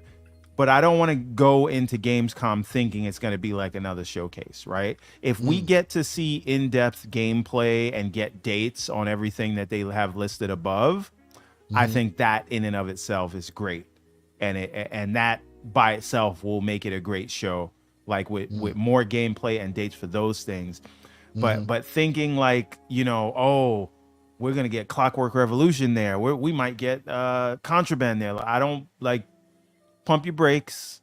Maybe you'll get one surprise or two, but I will say we are getting those things there. I want that to be. You know what I'm saying? Get me a full new showcase with different fantastic things. They're not gonna do that. That's not gonna happen. There's a lot of stuff that's coming this year that we don't have dates on. I think this is the show where you date those things. You'll get that, but you'll also get different things you didn't see at the E3 show, at their June showcase. You'll get newer things. Maybe one. I'll say that. But we'll see. And they won't be small. They will be big monsters that you'll go, holy crap! I didn't expect this here. This year's the year. Stop being cowards, people. Be hyped. Maybe you finally hear about Final Fantasy 16. Who knows? Who knows? It might be a thing. I'm hoping for it. But okay, this was just a small topic to get us started. We have a few more. And the next one is basically just to piss off Everborn Saga. Sir, have you read this? Have you seen this? That PlayStation is gating, money hatting, if you will, parts of the new Sonic game. Has this come to your attention? Here's the thing with this, right? I don't know all the particulars. However, I would not be surprised if remember, Sony is one of the largest powerhouses in anime in the world, at least from the distribution standpoint. Yeah. And it is entirely possible that they've had, like, they own Aniplex, which is more like they own Crunchyroll, they own these things, they have production houses. It's entirely possible that Sony did this animation or these animations that they're keeping on their platform, right? And if they did, then can you really be mad at it, right? I mean, it's petty, right? That if you added that to the game, you don't put it out there for everybody, and it's not going to get me to buy it on PlayStation. Ooh, but there you go. But no. But like, if I'm just saying, like, if you wanted to do some scummy platform stuff to get me to go to your platform, it's not going to work. Specifically because you didn't even try to hide it. So for me, I'll watch that bonus on YouTube and buy the game where I want to play it. Boom! There he goes. He's advocating. There you go. You're telling people exactly what I was planning on doing anyway. So there you go. I saw this and I was like, "Oh, Everborn shall not be pleased." It is what it is. So but listen, honestly, if I don't, we'll find out the details. But I would not be surprised if it is Sony if they made it is the ones that did this animation. And if they did that, it's their right to do it. Whether it's petty or not is a different discussion. Absolutely. But like, it's within their rights to do it if that is the case. Because it's a weird thing to have a bonus on. So look, I won't even get the Don's opinion because I know it'll be slanderous because it's Sonic related. So we'll keep it moving. He'll admit it. We'll keep it moving. You got lucky, Everborn. Just know that. So and this is and I've already talked about this because me and shout out to the great J Mac. We double dipped. 323% spike in Gears of War Ultimate viewer. And now there are 323 people playing. No. That game is great. It's basically a remake of the original. No. I know the game is great. I'm just saying we don't know what that means unless we know how many people were playing. People were playing originally. That's right. But it does go to show I bet it was at zero. I bet it was at zero. This is what I'm saying, right? Like you got 10 people playing. That doesn't. Gears Ultimate has still had a loyal base going. Well, not in the campaign. I bet the multiplayer was still thriving, but multiplayer, yeah.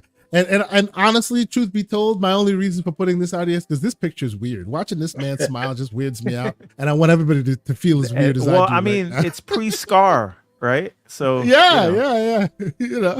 But yes, and he's got the porn goatee. Exactly, you got the porn stash, the whole thing. Well, okay, so the point that I wanted to make about this one when I saw you put the story up was it just goes to show you how important first impressions are. And the idea that they hit wait a minute. I see Slow-Mo has a super chat. All right. Let's stop for a moment. Slow-Mo backslap, $5 super chat. He says, "Don't play Erdtree, Everborn. It took you a year to beat the Fire Giant. You'll finally beat Erdtree when the next generation begins." Ooh. I can't really say he's wrong. Slander doesn't hit as well if he doesn't fight it, ladies and gentlemen. I mean, what am I gonna say? Listen, if I say anything, somebody's gonna pull up the clips. The digital receipts on you. That's right. About the Fire Giant. But anyway, thank you for your support, Slow-Mo. Dead to rights on that one. But anyway, out here. But first impressions are so important, and so a lot of people are running back to Gears a lot, and it's just off of a trailer that gave people the sort of nostalgia feels. The feels, man. People are crying, right? Grown man tears. Right? You should see this aggregation of content. Oh, it's so good. Brad Sams made a joke. He was like, Craig is back and he's angry because you see the visuals on the locust that Marcus was fighting in there. Yeah. And it just makes you think, if I'm not asking them to change anything about Halo, what it is today. I think if they hadn't tripped out of the gate with Halo, meaning when they showed it properly. Quick face and all that. Yeah. I think we'd be in a very different situation and 343 would be in a very different situation with Halo Infinite today, because they made something great. These are IPs, and Gears tells you that people love. And if you bring it back right, if you introduce it right, the audience will go with you, because people are on board for whatever they're doing right now. We don't even have a lot of details yet. So are you saying, because and I think a lot of people have probably already watched what I'm talking about here. There is like a YouTuber, I forget his name. I should give him credit if I can find it. I'll put it on Twitter. You talking about Rebs Gaming? I don't know the name of the YouTuber, but basically they went and they found all of people's reactions and they stitched it together in like a 16-minute like long screed of people responding and reacting to when Gears of War E-Day was announced. And some folks were like literally crying real tears. They were just losing it. That was a bit much, but I understand. Even Matt Booty commented on it. Like a lot of people were so emotional. No, I'm sorry, I won't do that. Not me. But people were really emotional about it. Are you saying there's a world where people are that emotional about Halo again? I don't know, man. The way people were crying with this thing, man. Oh. But listen. Halo was gone for longer than Gears was gone at that time. And so they absolutely, again, I'm just talking about first impressions.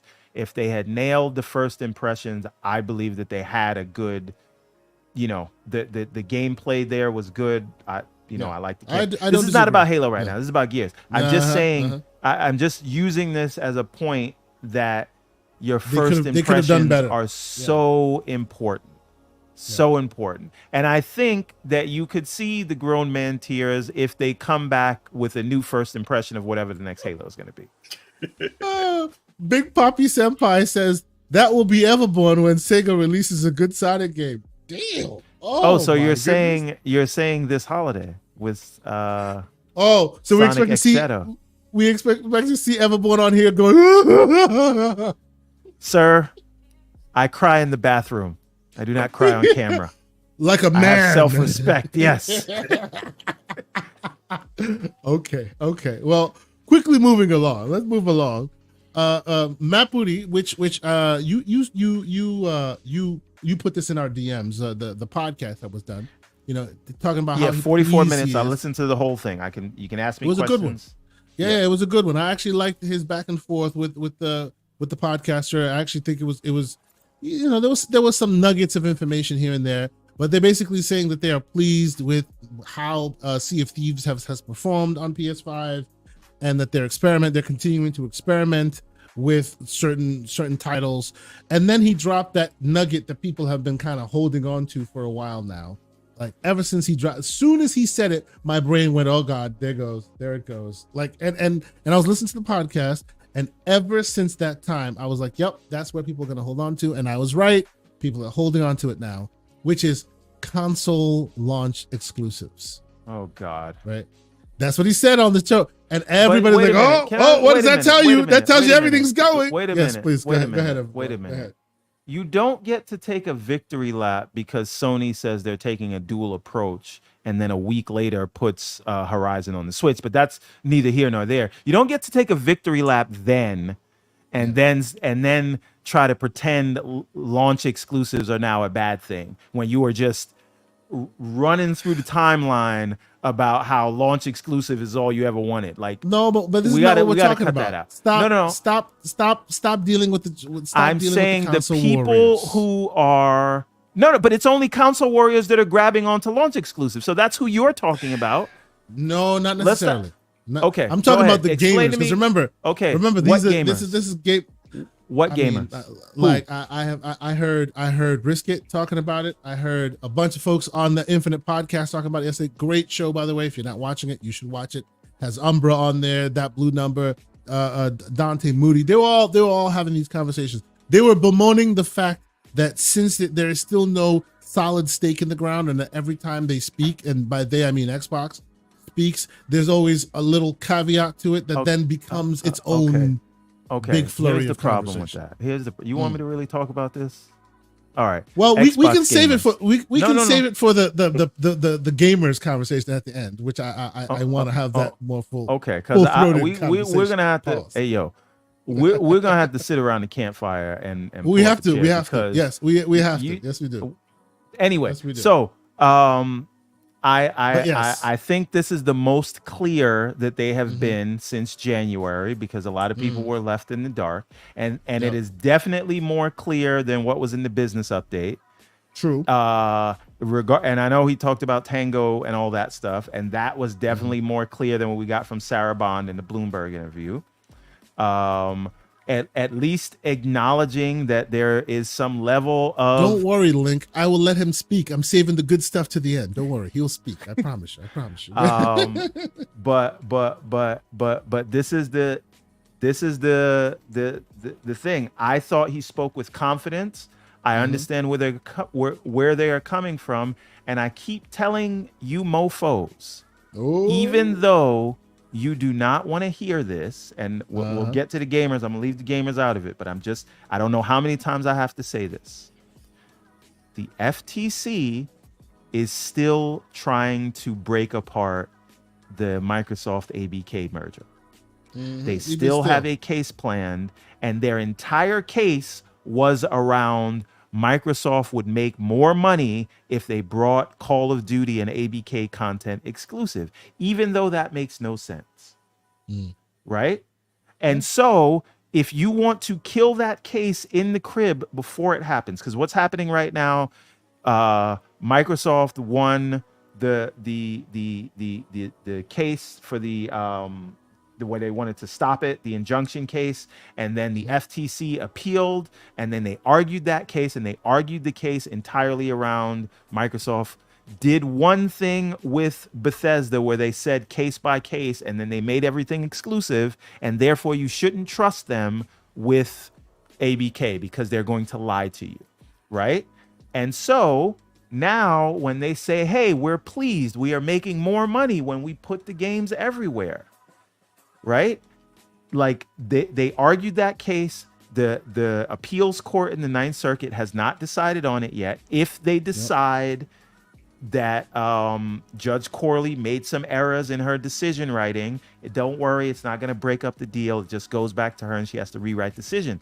But it will give the FTC fuel to go and continue their in-house case. And all this is prep work for that. And I'm not saying that means preemptive inoculation. I'm not saying that means it's a ruse. I am not saying that. I am saying the reason you don't have more definitive language about what is going where is because all the internal and external musings have to be on case by case. They're using the same language, right? It has to be on we will make more money if we go everywhere, and then if the case comes up, look what we have done. So just remember there's 4 levels to everything that you hear these executives say. That being said, this has been the most clear. I liked what I heard regarding launch exclusives, at least acknowledging that they understand exclusives are important. You got your guarantee of Game Pass. You got a little bit of insight into the decision around Tango, which made no sense to us. And you hear Matt Booty, who you could never get in an interview because he was in witness protection for the last 3 years, right? You Bring hear the him Booty finally to the stage. coming out. No. Hey yo, but you hear him coming out and speaking to these things, and so I thought it was a great interview, and I thought it was very insightful. So the chat is coming for you a little bit. They say this sounds like a little mental gymnastics, but we'll let that one sit. For like now. what I don't know what people wanted to hear. Yes. Okay, wait a minute. Hold on a second. Someone says my info is outdated. What did I say that was outdated? So he's on the topic of since the information was basically the case was lost on June 6th, I think it was June 6th is when it was officially concluded. and he's saying that your information's outdated because that was concluded in June 6th. The case concluded June 6th, so you're not paying attention, sir. Yeah. They appealed. The FTC appealed that June 6th decision. And it has not been finally adjudicated just yet. Right? And then they argued that case, and the Ninth Circuit Court of Appeals has not come back with their decision. Yes. If you're going to come for the king, you best not miss. Let's move on before Don't test me on this derails. Let's move on before this derails. Okay, the point is, I thought the interview was great. If you're grabbing onto launch exclusives, you're grasping at straws, and it is just a form of masochist Xbox fans and port begging PlayStation fans. So that's all that is. It is much to do about nothing, and it was a great interview. Let's go to the next thing. Oh, wait. We didn't even ask Don. I was about to get to Don. I was about to get to Don right now. Don, I don't know if you listened to that whole 40-minute. I would excuse you if you didn't. We tend to listen to a bunch of those podcasts and things. My question to you, sir, is with these conversations out there now, and I'm sure you've seen the headlines and whatnot, does this move the needle for you in any way, shape, or form, one way or another? I know you're a Nintendo main and you play on Xbox from time to time. You play on PC from time to time. Do you care about any of this? Because different people seem to care about different parts of it. Where do you sit? So I'm actually like I love Nintendo, but obviously Nintendo does not put out enough content for me to be a Nintendo main. So really, somebody clip that real quick. Okay. Wait a damn minute. Hold on now. When there's some Nintendo games out, it's Switch all day. But once I beat that game, I'm Xbox ride or die. Like it's hold the line, everything. Like I'm here on Xbox side. Okay. There you go. When it comes to the whole launch exclusives thing, quote that I didn't get to listen to the whole thing, but I did read through Windows Central article on it, and I already went through my my phase when we first heard about the exclusives going over. It was actually my panel members, the casual gamers, who were looking at me like I was crazy for being mad that more people would be able to play these games, and I'm over here like punching air. Like listen. Hey, Don, not to cut you off. You know how I said earlier I tell my kid about the ongoings? I told my 14-year-old about how back in January, like, I don't know what's wrong with Xbox. They're going to put games everywhere. It's going to destroy the brand. She's like, what are you talking about? More people playing these games is good. Which is what I told him as well. But of course, I was wrong. His 14-year-old. Yeah, you was wrong, and so was she. God damn it, she don't know what she's talking about. She is not. 14. She is not wrong. She was 13 at the time. Please go ahead, Don. Yes. Don't mind the musings of the console warriors on our panel. Continue, sir. So since then, I've come to terms. I'm seeing the bigger picture. I won't say I like it as someone who has been in the exclusives, like the exclusive war for so long. It's just taking some time to get used to.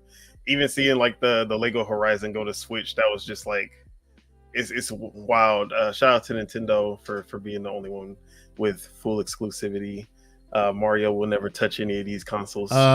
Just so you know, that also is not long for the world because they just bought a porting house. I'm just saying.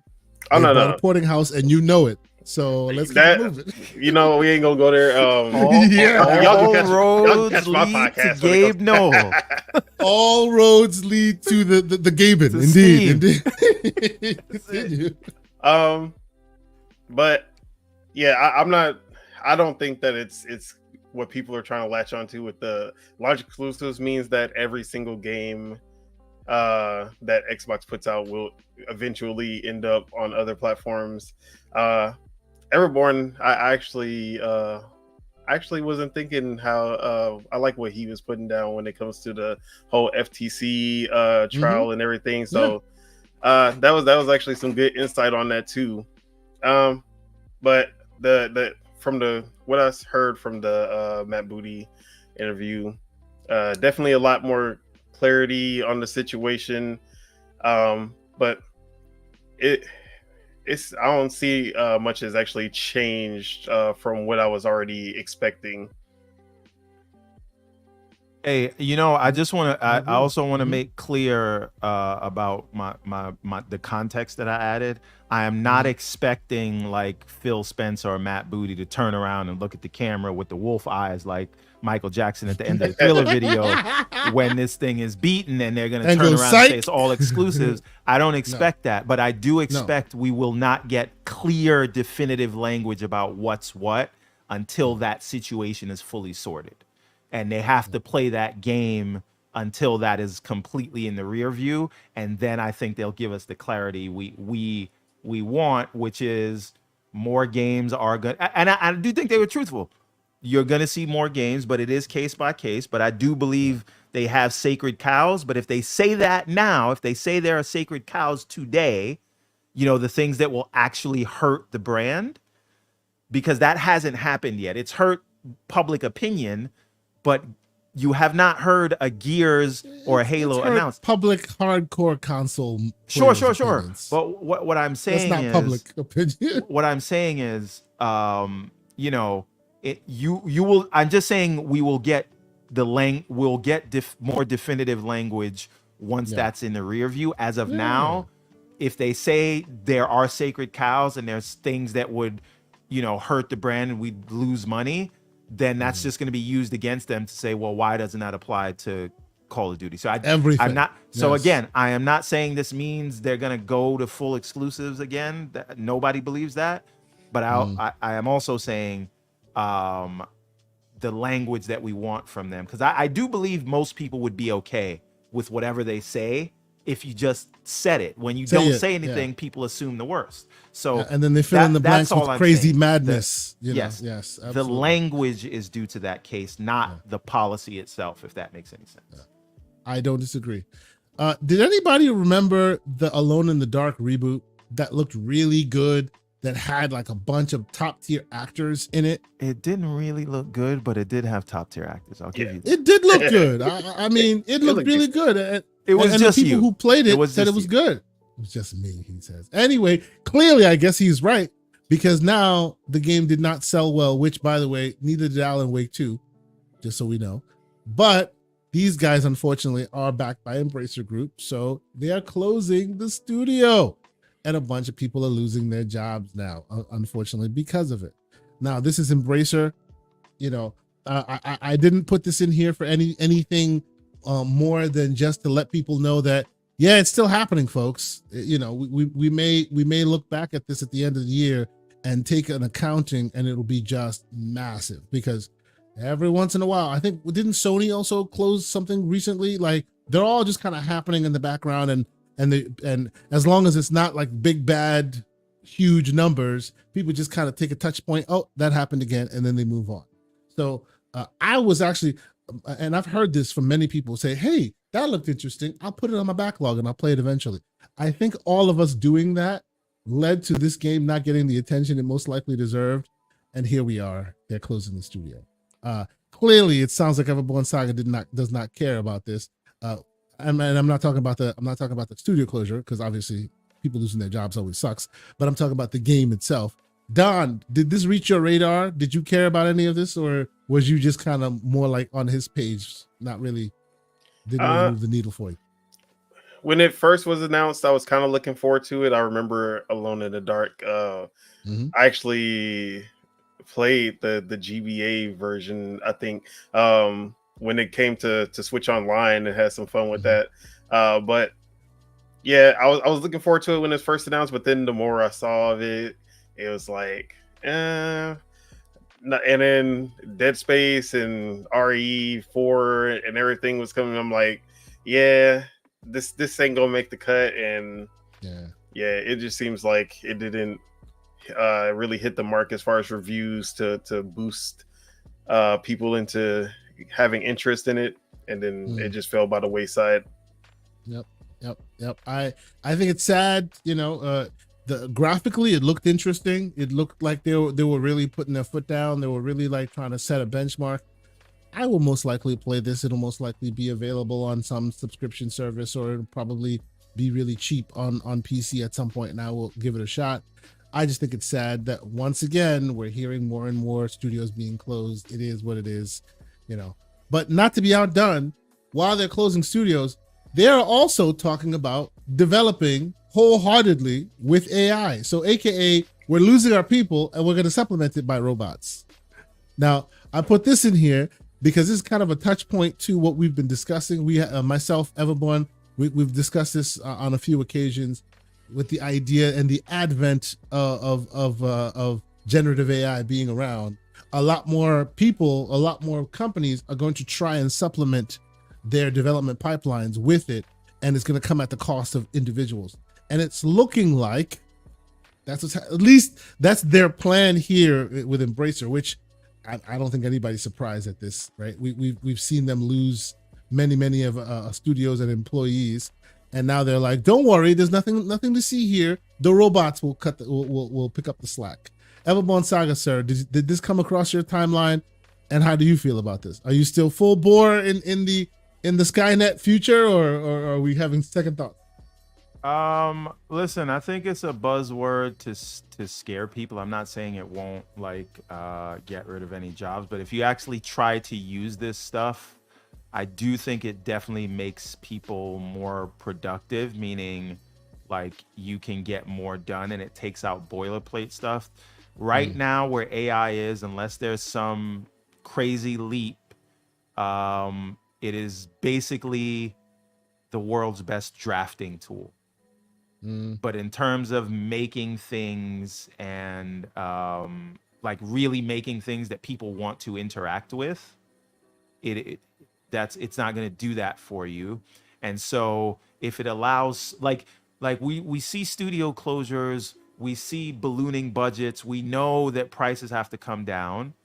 And if this can shorten the development life cycle, right, from 5 years to 4 or 3, that's already bringing budgets down, right? If less people that you have to pay and keep on staff, even if it's just the prototyping stage, right? If this can help you get up and running faster, if it can help solo developers develop, do more things and create things, I say it's ultimately a good thing, because the way the industry is now today, a lot of people feel like it's unsustainable with these budgets, and it's leading to the bigger companies taking less risks, right? I think Nintendo, to their credit, they have costs under control. Are you seriously about to give credit to Nintendo right now with Don Otaku on the show? Are you serious right now, bro? I mean, listen, you gotta throw a dog a bone every now and again.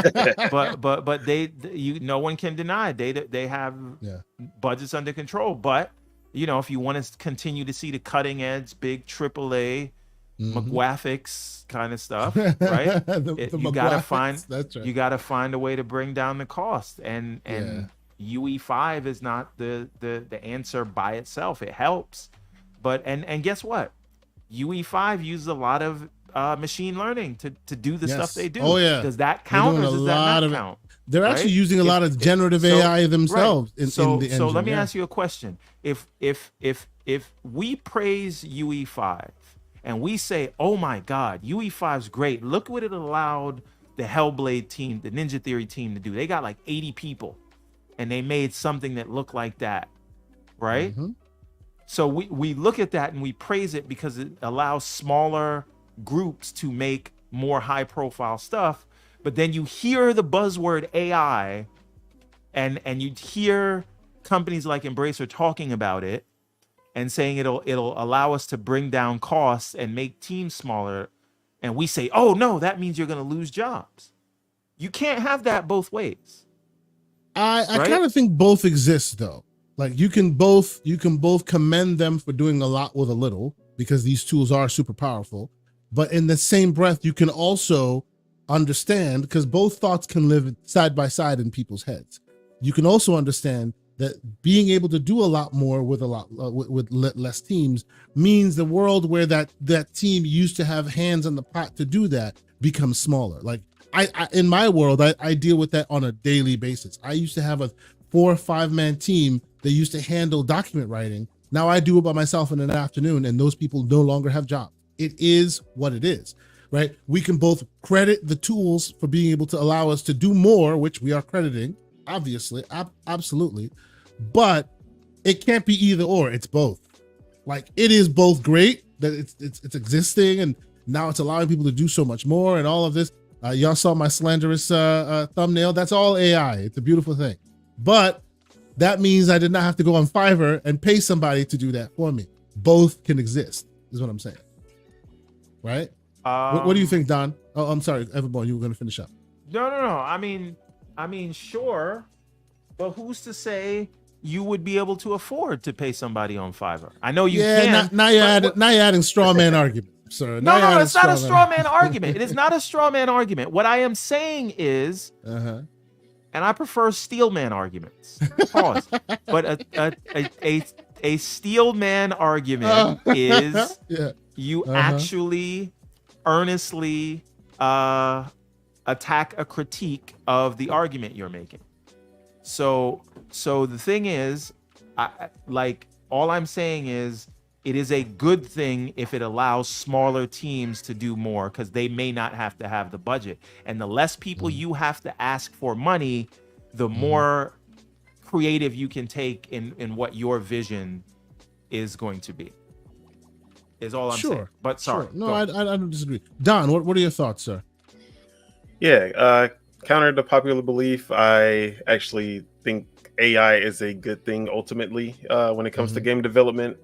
The same scummy publishers, the EAs, the Activisions, the big ones are gonna use, because at the end of the day, AI is a tool, and depending on how you use that tool, you can use it for good, you can use it for bad. I foresee a lot of the big publishers using AI, using AI to basically take jobs from individuals who were doing it before, because they could get away with just having the AI do that a lot faster for a lot less money. But at the end of the day, the indie development is a very big part of our industry, and the more tools, the more power that we can give to these indie developers will create better games, more games than what these publishers could even put out in a year's time.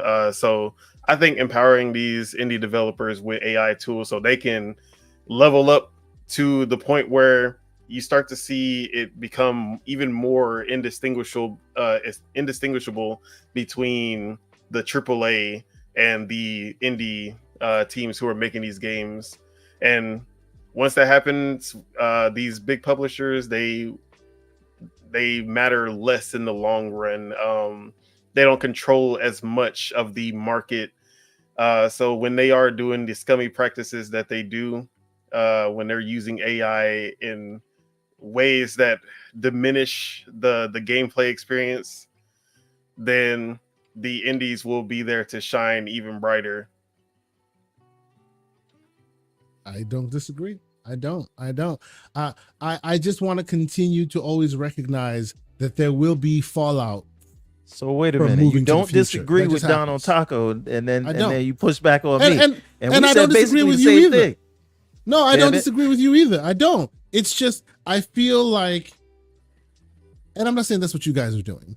I feel like sometimes the fallout from this, the forward motion, the displacing of people and all that is given short shrift, like, that's just part of it, which it is, right? It is. But more and more, right? And specifically to your point, Everborn, you seem to always err on the side of, well, maybe they can do more with less now. Maybe then they can take those people and put them someplace else, which is all well and good. And I don't disagree with any of those points. But we are seeing signs that some of them are going, you know what, B? We want to keep some of our money. So we're just going to get rid of these people and supplement it with AI. that is happening as well. And I just feel like while, and you know, I'm the technologist in the room, I love this stuff. I think us moving forward and doing more, having artists be able to actually have full capabilities to make games and not just be hampered by just being artists and not having coders with them. I think that moves us all forward. I think that is great. But I just kind of feel like every once in a while when we have these conversations, I need to at least acknowledge the displacement, because I feel that in my workday all the time. The people that I no longer can employ because it is just what it is. And unfortunately, that is part of the equation as well. And I don't want to give that short shrift, is I guess what I'm saying. That's all I'm saying. It's not pushback. It's more an addendum to my agreement of what you guys are saying. You know what I'm saying? that's what I think about it. Real quick, I don't want to miss the super chat. Thank you, Roshan. Yeah, and I want to say one last thing on that, but go ahead and then yeah. Roshan says just because someone doesn't understand the situation doesn't mean they're right. Exclusives are still good, and it's not about more people playing.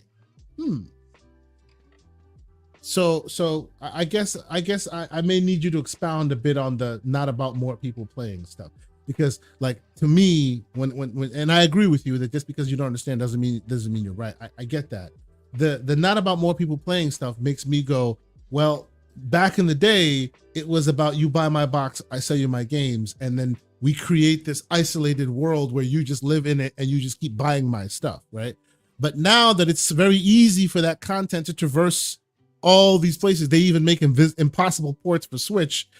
That not about more people playing thing kind of goes away, because it is about more people playing. Because yes, the idea of more people playing sounds altruistic, but it also means more money in the pockets of the people who made it, right? So I kind of feel like it is about more people playing.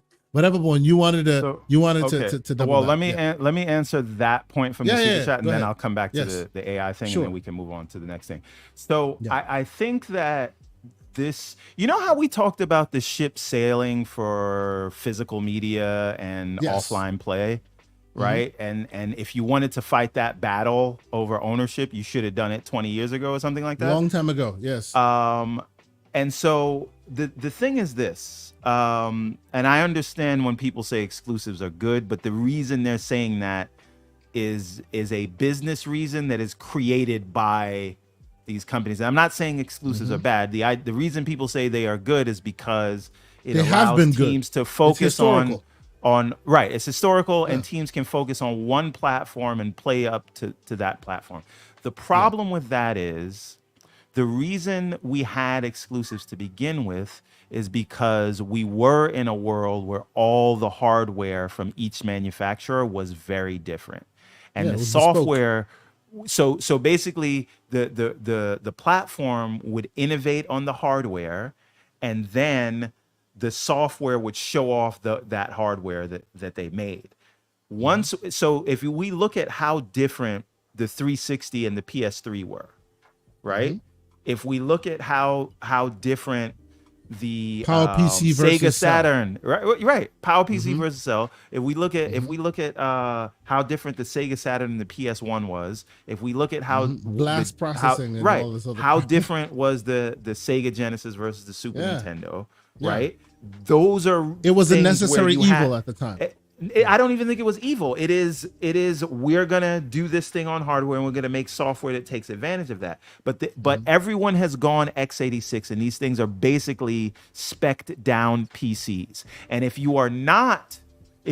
there's nothing you can really do, because they're basically using the same APUs for the most part, right? There's no real reason other than a business reason for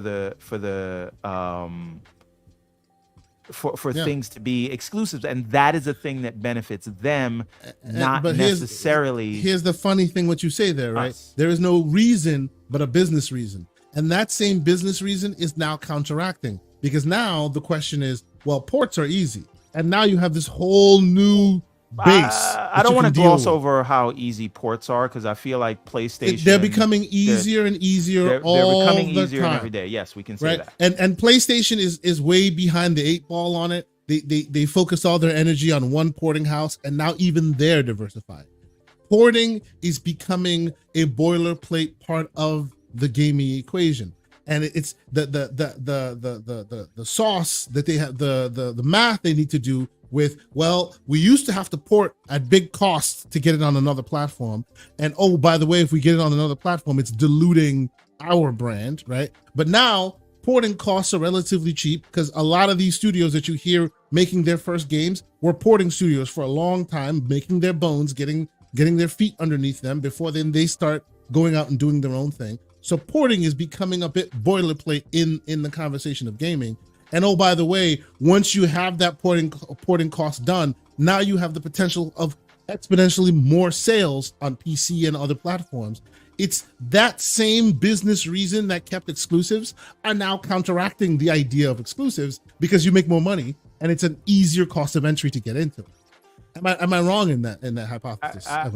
You're not wrong. I just don't think it's that simple. But yes, ultimately, for where we're going, I think that is correct. And just because there's a reason Sony had to buy Nixxes. There's a reason Nintendo just bought that porting house. Their tools are not set up to have that thing. And Microsoft, owning Windows and being the creator of DirectX, it's a lot easier for them. It makes it easier for them to do it. Exactly. And we see they have studios right now with this whole porting initiative. Just to go to PlayStation is not a trivial task. A lot of people, and Matt Booty talked about that. A lot of people don't have that muscle because they've never exercised it. And so unless your entire development pipeline is including that from the get-go, it's going to take extra work. I'm not saying we won't get there.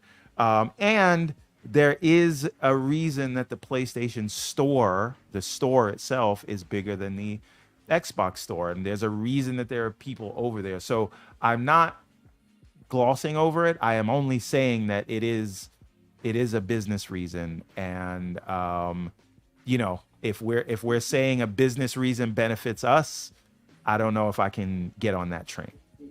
Yeah, I don't think the business reason ultimately benefits us. I don't think so. And I leveraged that question to the team over at the Infinite Podcast yesterday.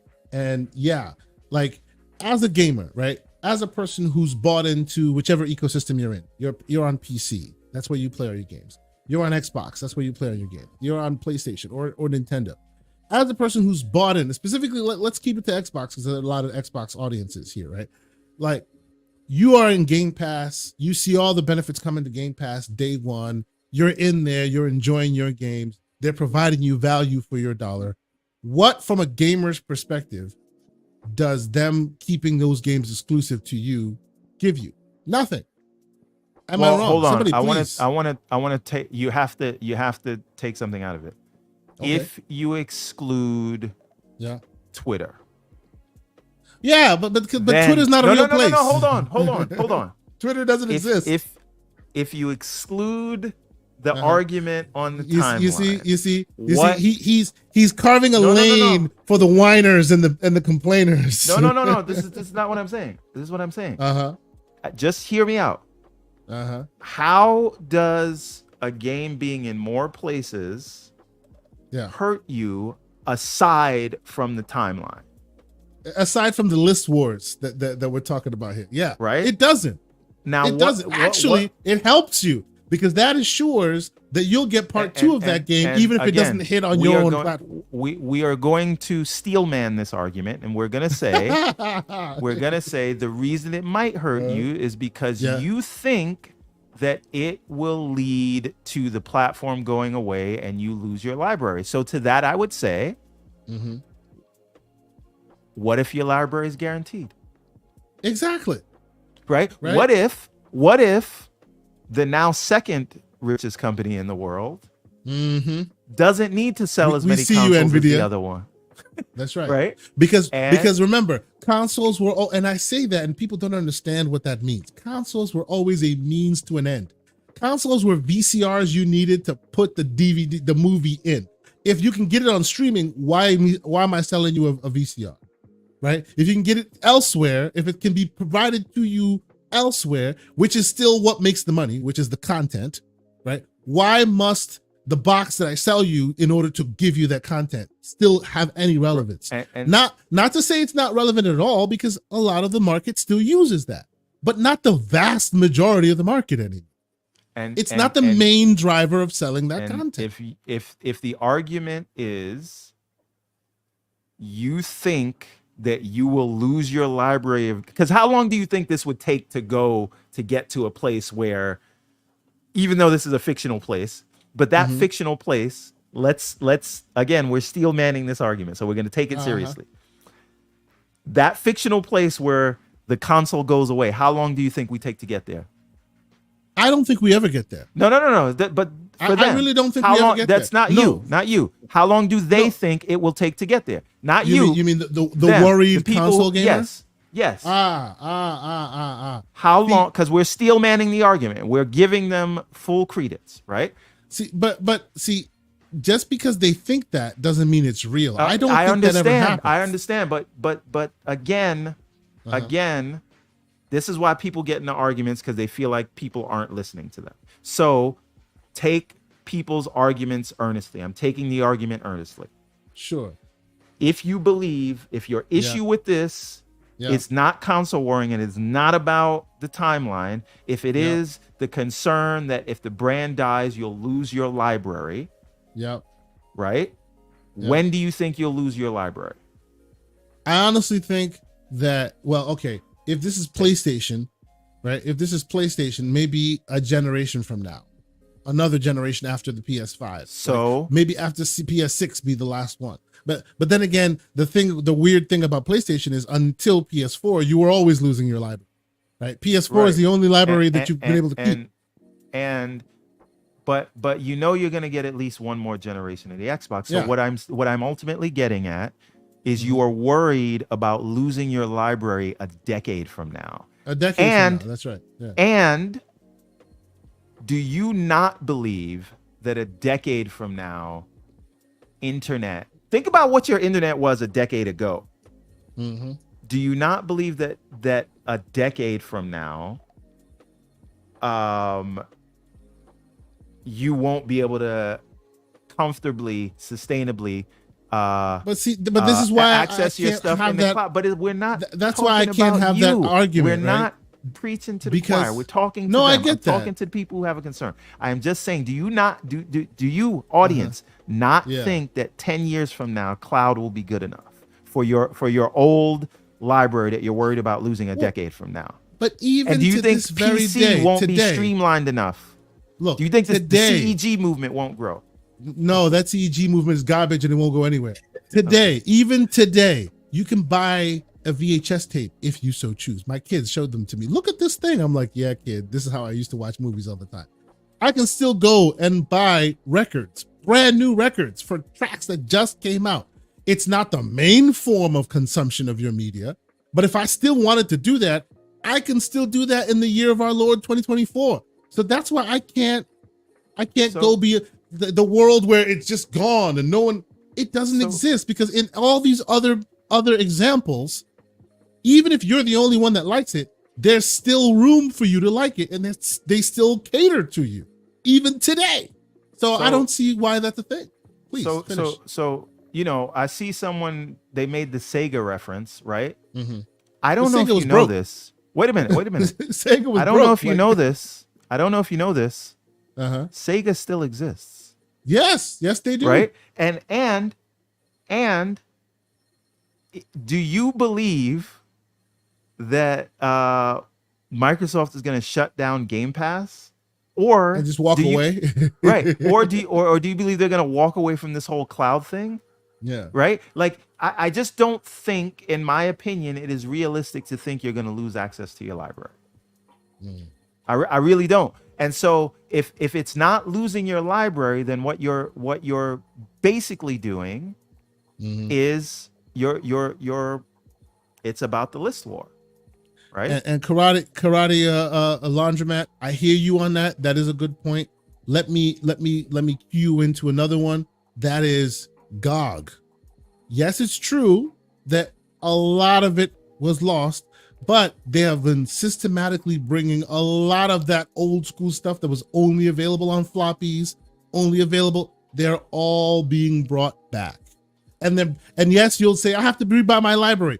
They're like $2, bro. Like where they used to cost you $30, $40 because they were brand new. Now you can play the OG Fallout that you used to have on 18 floppy disks, and it's like $2, bro. Right? So there is a way. There is a will. There is a way. Like I think we are all in rigorous agreement here on this panel that, you know, yes, change is difficult and change is messy, and but it is necessary to keep this thing moving forward, and you gonna be all right. Just breathe, right? If you really want that physical media that you put into a device, you will always have that. Like you will always, like digital receipts on the table. I don't think there's a world where like one day, generation 2, 3 generations from now, where an Xbox doesn't exist. Who makes it, how it's made, logistics, that's the mushy middle. But there will always be an Xbox. Let me also call fraud alert on myself, because go ahead. if Halo or Gears ever goes to the PlayStation, I will Says be right in the options on that. streets with everybody. And when that happens, because you hear me, when that happens, and y'all are sitting there holding the picket signs, I'll be eating my popcorn, laughing at y'all, because it is what it is. They can go to every place else. I'd play Halo on a fridge. Just don't see, then at least you're admitting your console warriorness. Absolutely. And I have no problem admitting that. And I'd be the same if I ever see Mario. I don't even care if it's on PC. I don't want to see Mario anywhere that's not a Nintendo product or mobile at the very, like, you know. Hey, Mario has been on mobile. So you might as well start your petition signs now. You know how much money they would make if I could get they a don't Mario count. game They don't on count Steam? now. Look, we already had Nintendo try to transition into PC with Mario teaches typing. That's as far as we needed to go. Oh my God. How long was that? That was 1.5 million years ago. JD Gamer, $5 super chat. He says Matt and the team basically said that they will use the money from PlayStation, PC, and Nintendo ports to continue to fund and bring more of your favorite games. Okay, that's another point. That's a great point, JD Gamer. Here's this other question that I would ask. You know, if this strategy means the business becomes even more sustainable, and it means they can fund more South of Midnight and Hellblade 3 type of games, right? Isn't that a win? Especially if you care about the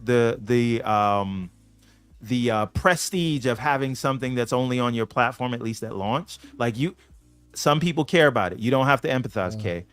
If you care about that prestige, you're still going to get that on day one. What does it matter down the line if somebody else gets it, if it allows you to continue to get Call of Duty and stuff like Fable in your Speaking of exclusives,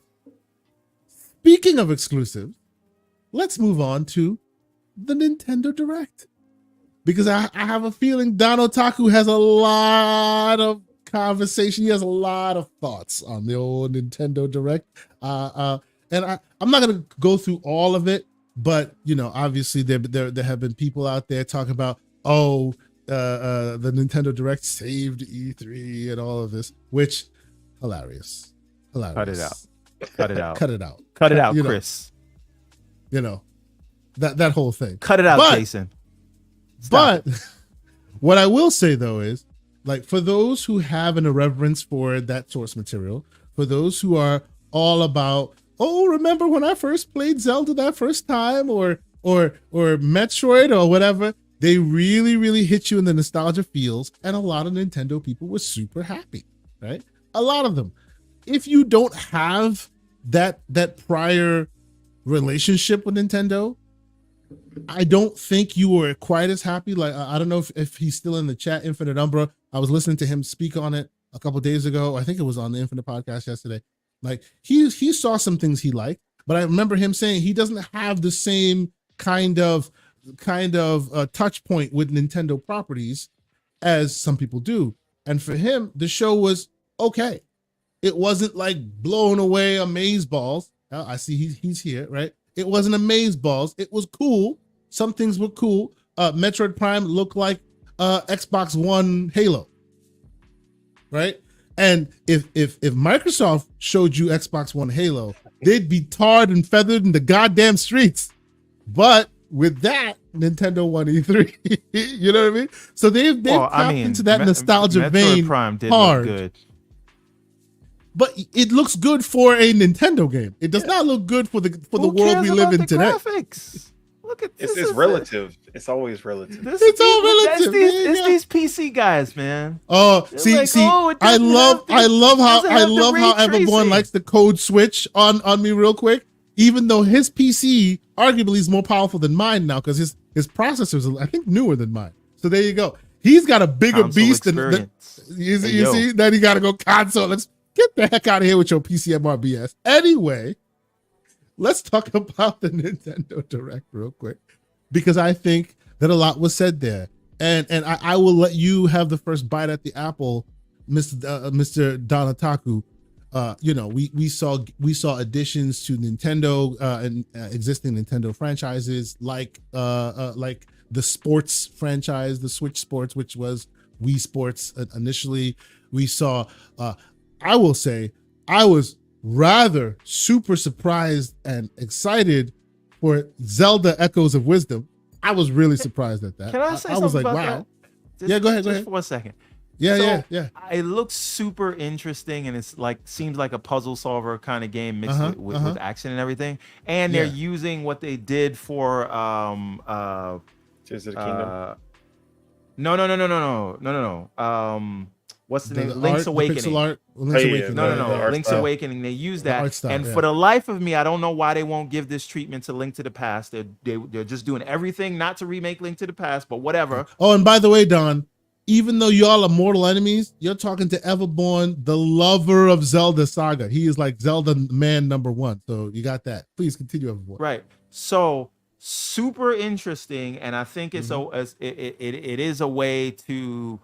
I just don't know how I feel about the fact that there's no actual melee. I'm still trying to wrap my head around that. You can pick up rocks and throw it at. You can pick up rocks and throw it at him. Those are projectiles, sir. Those are projectiles. Cut it out. It's weird that there's no melee, but it's See, what weirds me out is we have how many entries in the Legend of Zelda series, and this is the first one where Zelda is the actual main protagonist. That's weird to me. I don't know. I was like, 20 Zelda games, and finally one that's featuring Zelda as an actual protagonist. But you know what? I think this is the way you do it, right? Because it cements her for her own kind of gameplay. It's not like we're slapping a Zelda skin on Link and just calling it a day. Right? Look, I will give the flowers. And I won't hit the play button because them ninjas are terrible. I don't like the Nintendo ninjas. Forgive me. I won't hit that play button. You're lucky they even letting you show the thumbnail. Hey, I might get you if you see this. If you see this later in the stream and it's blurred out, you know why. It is what it is. I'm just saying, like, these ninjas, they move differently. But I will say, like, credit to them where they deserve. The reason why I always call it the Abacus and the reason why I always call them out is not because I think it's trash. I think they hamper, to a certain degree, they hamper their genius creative visions of these developers. And Zelda here, Echoes of Wisdom, proves that. The way she traverses the environment, the ideas on display to handle foes. I think it's inspired. Like, wow. Like, why haven't people thought of this before? You basically clone all the various stuff you find in the environment and then use it later to traverse certain divides. Brilliant move, and I thought it was excellent. I really, really enjoyed it. Donataku, sir, I know this was you. You probably had the popcorn out. You told the people to leave you alone. You were watching this whole thing. What is your highlights from this showcase, sir? Yeah, so actually going into it, I had low expectations because of the directs that we had already seen where it's the end of life for the Switch. And as we've seen with the Wii and the 3DS, they usually, or not the Wii, the Wii U, the 3DS, they usually in the last year of their consoles, they basically just leave it to like they just leave it to die and start working on the next one. And that last year is just garbage. Like they probably throw out a few little remasters, and then they are like, okay, here you go. But usually they don't have a lot for the users when it comes to that last year of their consoles. Mm-hmm. So I think that this direct shows that they have learned their lesson when it comes to that, because especially with the success of the Switch, they needed to keep that going into the next Switch, keep giving people reasons to be like, hey, this is why you have this Switch, this is why you love Nintendo.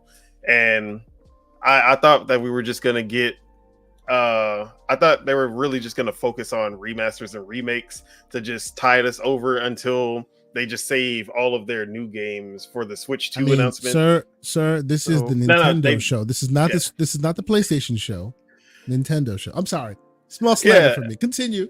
Because prior to this direct, the only new game that we have had this year was Princess Peach Showtime. Yep.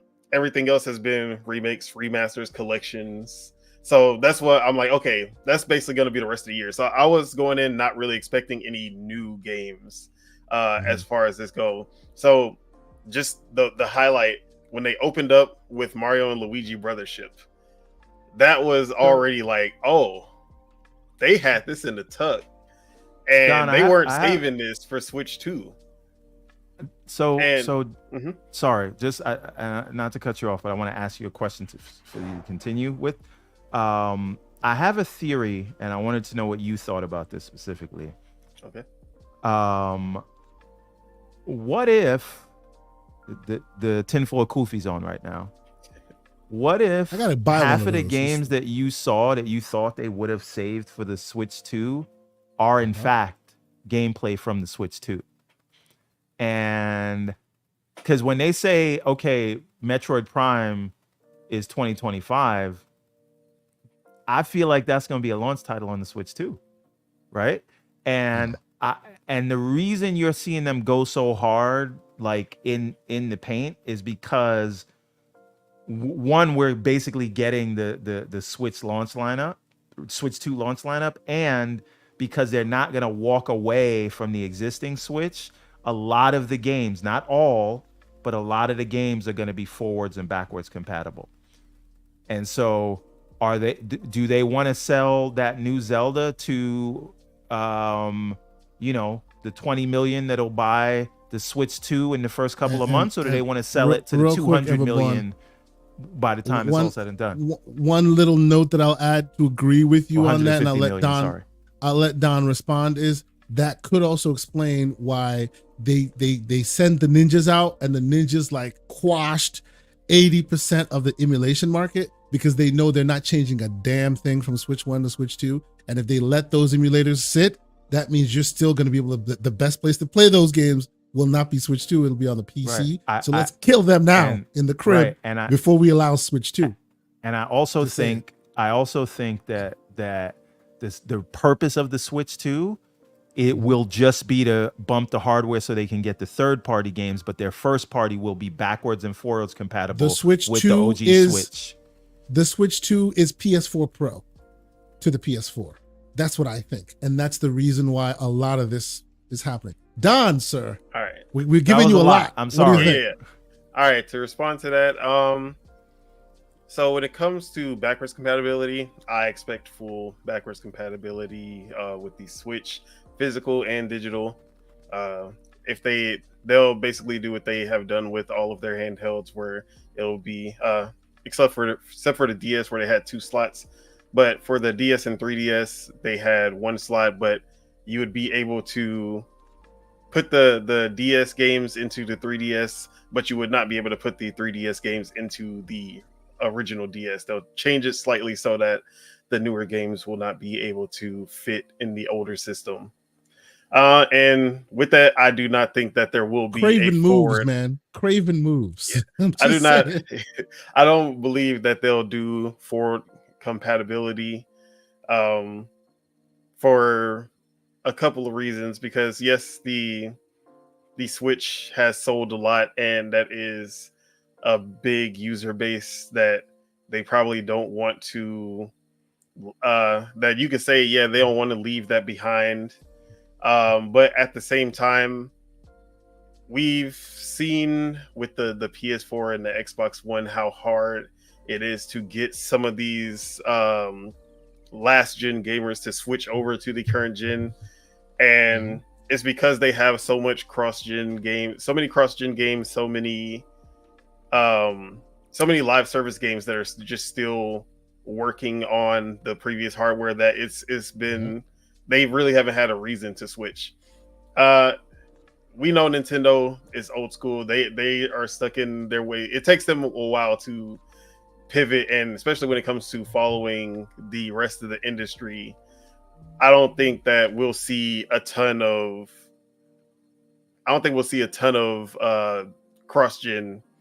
I think it'll be the same as we usually see, one or two games that are really, it's been just one game. I think Metroid Prime 4 is going to be one of those games that is going to be cross-gen with the next Switch. But then also I think we'll see a 3D Mario at launch that is also going to be cross-gen. And then from then on, we'll just go how every other Nintendo generation has been, where the Switch 2 will have nothing but it'll be Switch 2 games only. As far as third party, they'll be able to release simultaneously Switch and Switch 2 games. But as far as Nintendo first party, they'll most likely just be going Switch 2 from probably after the first year, if even not at launch. So a quick aside, you think this is going to be called Switch 2? Oh, no, because it's Nintendo, and they Super will Switch? find, yeah. Any name that you think sounds good, I think it'll be not that. So yeah, when it comes to Nintendo, I don't expect them to actually have a name that anyone would think of when it comes to the successor of the Switch. They will find some way to just avert expectations. So yeah, as far as the name goes, I think hopefully they can at least market it to the point where it actually is feeling like, oh, this is a new console. This is not a Wii U situation. The Switch U. I'm sorry. Yeah. I'm just throwing out dumb ideas now. But yeah, that's how I feel. But what was your highlight? What was your highlight for the show? Just picking one, it was definitely Mario and Luigi, like I was saying before. Okay. I've really been in my Mario RPG bag right now, and the Mario and Luigi series have actually been some of my favorites out of all the Mario RPGs, the Paper Marios, the Super Mario RPGs, because of the unique overworld platforming mechanics and puzzle solving mechanics that they've always had while you're switching between the two brothers. But the crazy part about Mario and Luigi Brothership is that the developer of the Mario and Luigi series, Alpha Dream, shut down. They went bankrupt in 2019. They were second party, as some people like to call them. They were a third party developer who solely only made these Mario and Luigi games for Nintendo. That was basically the only thing that they ever put out. And after Bowser's Inside Story, which a lot of people considered the best in the series, in the 3DS era, they started to put out remasters of the first game. Then they did another remaster of the Bowser's Inside Story, and a lot of people was like, this just doesn't make sense. The first one, okay, yeah, it was a GBA game, but it really didn't sell well. And then the Bowser's Inside Story was like, this game it was like the Last of Us remake situation. It's like, who asked for this? This is such it hasn't even been that long since this game came out, and it's literally DS to 3DS. It's not like this is some big leap in hardware capabilities. So both of those games bombed, and we were just like, why aren't you making a new Mario and Luigi game? And because of that, they ended up going bankrupt because though they were banking on those two games. It's not like the Mario and Luigi series was like these big hits, which I'm pretty sure if they were to have made a Switch game, because another thing is that Bowser's Inside Story came out after the Switch launched, and it was on the 3DS still, so that was a part of the reason that they ended up going bankrupt. So now seeing this new Mario and Luigi game, and it's looking stunning in a big leap from what we got on the previous game on the DS. It really looks like, yes, this is what a transition from a DS to a Switch game should look like. But we don't know who's developing this, because obviously it's not Alpha Dream, who has been making it before. So there's a little like mystery that people have been going into, like, man, who's making this? Is this Grezzo, who does like the Legend of Zelda games? But no, they're probably doing the Echoes of Wisdom game. And then some people are pointing out ILCA, who does the Pokemon remakes and remasters that we've been seeing on the Switch. So there's a lot of people trying to speculate like who's making this game. But at the same time, this game looks like everything I loved about the Mario and Luigi series, but just leveled up to fit the Switch as a home console / handheld hybrid. I mean, I'll tell you, my son, this was his highlight, and he's a big Mario cat, so this was absolutely his highlight. Mr. Everborn Saga, sir, I don't know if you watched the whole show. You may have. I was partial to Donkey Kong Country Returns. I love that series. What was your highlight, sir? I'm gonna go with Metroid Prime 4, because again, it did give me that the CE vibes. And you know, they have been talking about that game for like a damn near a decade, and a day, right? Bro. Forever and a day. 7 years Right. announcement. Yeah. Right. And so I thought that was great. Zelda looks super interesting.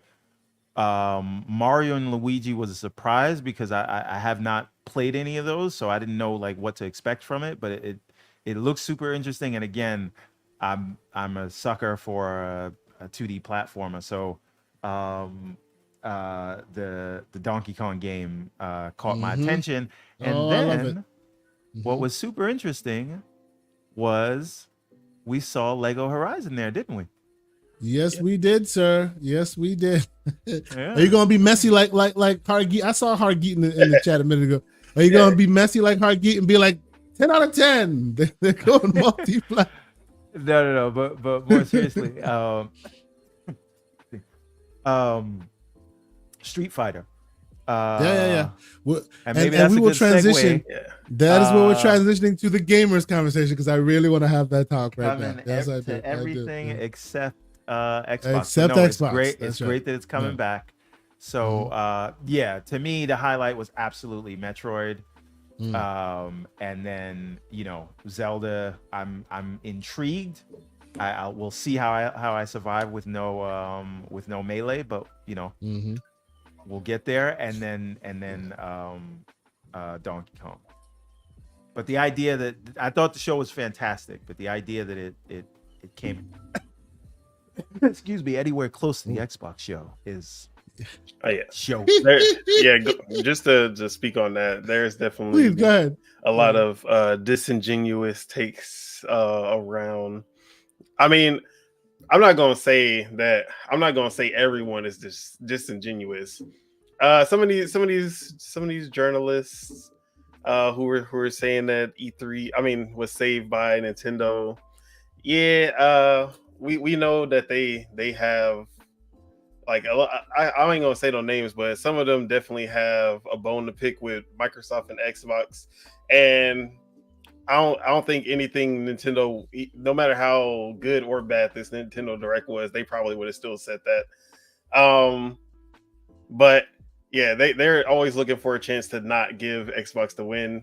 As far as it goes, Xbox is head and shoulders above the showcase that they did, head and shoulders above anything that has come out this summer as far as showcases go,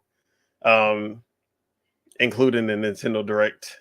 And that's me, the Mr. Nintendo, as people call me. Yeah, so even you have to bend the knee and show some respect on that. I appreciate that, sir. I appreciate that. That's good. That's good. Yeah, the magic of the Xbox showcases is that even games that I'm like, man, this looks interesting, but it would like if I'm going into a PlayStation showcase or a Nintendo showcase, I'm usually like, yeah, this looks interesting, but would I buy this? But then when you see something that looks interesting and you see that Game Pass at the end of it, you're just like, oh, this is day one. Yep, like playing it. Yeah, right. Like I'm playing it.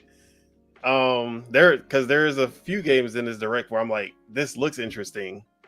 I know for sure most likely I'm not getting it day one. I'm not buying this at launch. But when you go into the Xbox showcase, you just have a totally different feeling and different perspective when you see they're doing different things. Yeah. Yes. Yeah, they're appeasing a different audience. They're feeding your need for what you will be playing on Game Pass versus, oh, consumer, come here and see what other $70 games you might be purchasing, or come here and look at what other old regurgitation of game that we're going to rebrand and make you pay money for it once again. You know, they're doing different things. I completely agree with you on that. And I think that's their win. That's when anybody says, hey, what's their identity now that their games are going everywhere? I'm like, no, that's their identity. That they are a diversity of content in addition to AAA. And guess what? It's all that large swath of it is day one for you to try on Game Pass, right? I think that's who they are now. Voidlock, spot on super chat. He says Zelda doesn't have physical attacks unless he uses her Sheik form. Even in Smash, she only uses magic.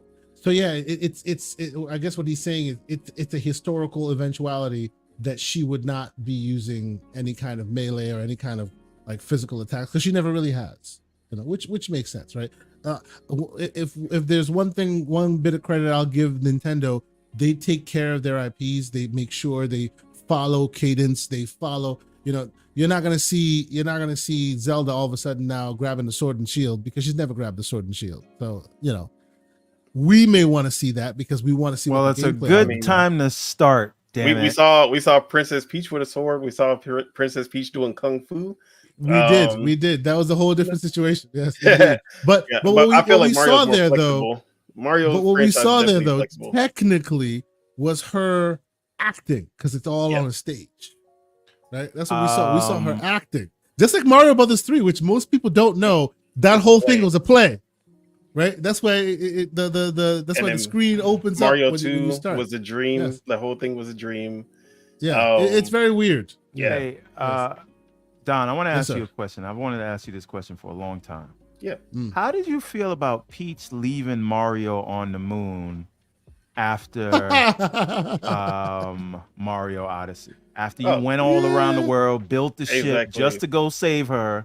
Yep. And then she leaves you on the moon with Bowser, taking your ship that you built. Peace. You love me, right? Bye. Yeah. Risk your life. Yeah. You know, these girls ain't loyal. You know, we don't. Oh, man. Oh, man. You know, we'll I appreciate the PG-13. That's good. That's good. I ain't gonna go Peach has been dead to me since 2017. Yeah. I was definitely like, oh, for real, like that? When it happened, like all this, and it's crazy because she was like, she was with it until Bowser and Mario started fighting, and then she was like, I don't know, man. I'm gonna go hang out with Luigi. What did you think was gonna happen? You're getting forcibly kidnapped, right? If you could talk your way out of this, you wouldn't be up here on the moon about to be a mail order bride. And so he came there to defend your honor, and you just leave him there? My honor does not need defending. Excuse me while I take your keys out your pocket and peace out. Here's the real truth that people don't want to talk about. She was with it, and she wanted to marry Bowser. Yeah, that's right. That's right. Yes, absolutely. This should be the analyzing. What did Voidlock say? Mario is a simp. Not never a showed- single. He said something that not a single soul has ever said about Sonic. But go ahead, Don. Oh, damn! See, you see what happened? You see what just happened? You know, I can't even say anything. Exactly. I really can't say anything about that. Wow. Anyway. Stop it, bro. So with 512 people in here right now, thank y'all once again. Between Twitter and YouTube, we appreciate y'all on the Everborn Saga channel, on my channel, on Twitter. Like, it's awesome that y'all are here and watching us and participating with us. Please hit the like button if you're on YouTube. Consider subscribing. Consider being a member if you have not done so. Your membership fuels us. We're going to Germany. Well, I'm going to Germany. I was trying to get Everborn to come with me, but you know he's got to be at the booth at NYCC on booth And I got a house to 39. renovate. You know, so you know you fuel the channel with all of your patronage, and we appreciate it. Thank you guys so much. But let's get to the conversation that I've wanted to have all week, which is gamers. And what crystallized that conversation for me was the Marvel versus Capcom Fighting Collection arcade classics. Oh boy, what a mouthful. But yes, I think I could play this one, right? This is third party. I could play this one. The ninjas ain't gonna come from Try it if you want. What do you think? I'm gonna try it. I know it's got a logo on the corner. That's from and it Nintendo's just channel. I don't know. You're done. You're done. It might be. We shall see. We shall You see. know I what? might They're be done. commandeering all the super chats for the rest of the episode. I know, right? They're just gonna be like, your channel now belongs to us. Give me the password. You know. Yeah, But this 30%. this sent the world in a tizzy. As soon as this happened, I was like, well, because I started taking bets with people how long it would take after the Xbox showcase and how great that was and all that, when the FUD would seep back into the conversation, when people would once again go, what's the L? What's the L? And here we go again. And what am I talking about? I'm talking about the fact that this game exclusively is not coming to Xbox. It's coming everywhere else. You can buy it on the PlayStation. You can buy it on your PC. You can buy it on your toaster. You can buy it on your Switch. You can buy it on. I heard somebody ported it to a freaking tampon, but it's not coming on the Xbox console. Now, many articles have been written about it. Shout out to Jez Corden. He also put an article out on it, which you know, people are talking about as well. But the update, he put an update out there with the idea that, hey, it's most likely the old engine that they have, making it more difficult to port it to Xbox. Obviously, there's cost importing both the MT framework. The NT framework, the NT framework engine right here. There's cost associated with porting games from older engines to various platforms, and it looks like the math that they took, and I suspect like there's all there is rumor and speculation about here, right?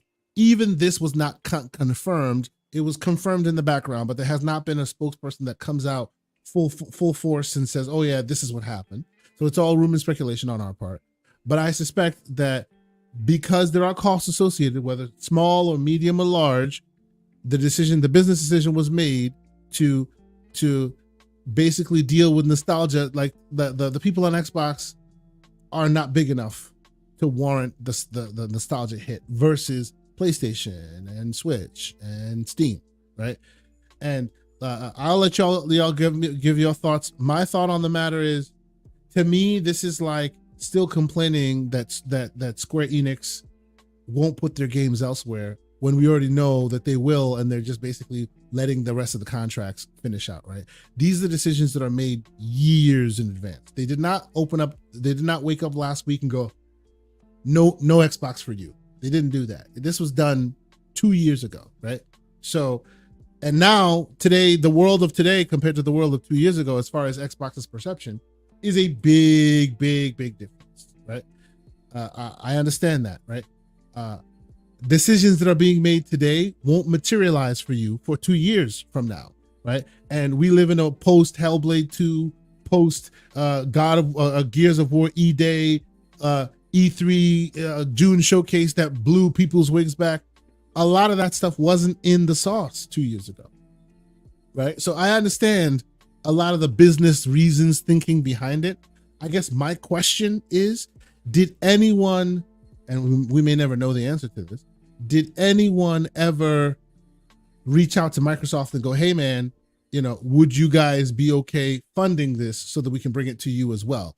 And if that was the case, did they say yes or no? Because even there, I can see a righteous reason for either or. Because let's be clear here. This is not moving 20 million units. It's just not. It's just not, right? It's a subset of our community. If you're watching this, you probably are the people they're speaking to, the old school cat, the ones that Nintendo don't what Genesis does. You're that cat. You remember a lot of these games from the PlayStation. You got that quote era, wrong, but we're going to allow it so that you can continue. See, I never cared. So that never really was a thing for me. My bad. Forgive me. And I lived in Europe at the time. So y'all, I was watching eating my popcorn, watching the Americans fight. Look at you with your pinky in the air. Oh, I didn't care about the console wars as a kid. I was in Europe. Well, you have to understand, at that time too, I was broke as a joke. So I couldn't play on these consoles. Like, I think I had a Nintendo first, and then my dad thought it was horrible and took it away from me. Jehovah's Witness, the whole thing. Let's not continue, though. A whole different thing. Needless to say, this is not for mass consumption. It just isn't, right? It will be beloved by those who remember them, but this will not garner a huge swath of a new audience. So I think calculations were made to suggest that we'll put it to the biggest pools of gamers now. And maybe Xbox was asked and then went, you know what? 2 years from now, our bangers are going to be undeniable. We don't need this. And as such, they may not have wanted to pay for it. Right now, this is just one side of the equation. We'll add the Black Myth Wukong conversation into it a little later. But from the top, Don, what are your thoughts? Is this a black eye in your eye, or when this happened, what was your first take on it? Yeah, so this was actually one of the highlights of the show for me because Marvel vs. Capcom 2 was a big game for me. And the whole free Marvel vs. Capcom movement, that was a whole thing online trying to get these games onto modern hardware because there was no way to play Marvel vs. Capcom 2. And we weren't even talking about X-Men versus Street Fighter and Marvel vs. Capcom 1 and all these other games that they brought into this collection as well. It was really just Marvel vs. Capcom 2. So seeing all of this was a really great announcement. And because of that, I do see this as a black eye. I understand the business of it. I understand that these games have been in the works for a while and that they can't just with a snap of a finger just be like, oh yeah, let's we actually well, with this one it was the MT framework. If that's true, the MT framework was the reason, and there's a lot of information, or not information, but evidence backing that claim because of the Mega Man Battle Network that was MT framework, the Monster Hunter Stories MT framework. A lot of the Capcom ports that have missed Xbox have been because of the MT framework.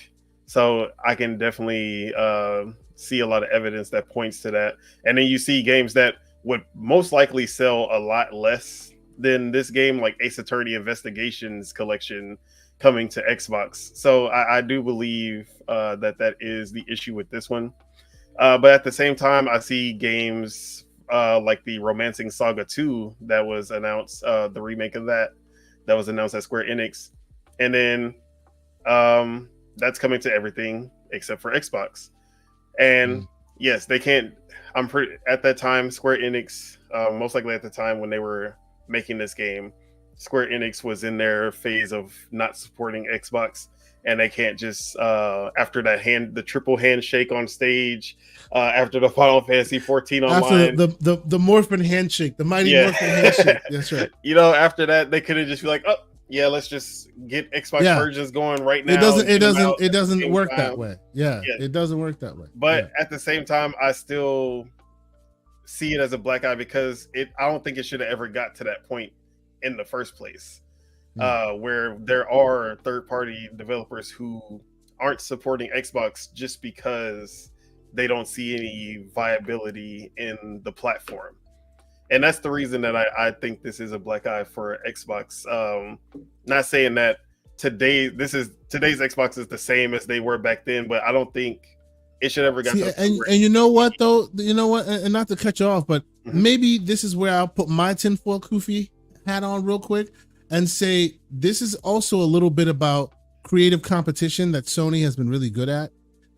Those certain key games that would garner interest in the platform, they make sure they money hat off. So eventually it becomes a perpetual cycle. So if you're an indie or a smaller budgeted game and you're looking at your money and you're looking at it, you'll go, those don't sell there anyway, because the key ones were never allowed to be there. So that does not bring the audience to it. So now by default, Sony gets everything, you get nothing. You know what I mean? Yep. I feel like a little bit of that is in the sauce there as well. Continue.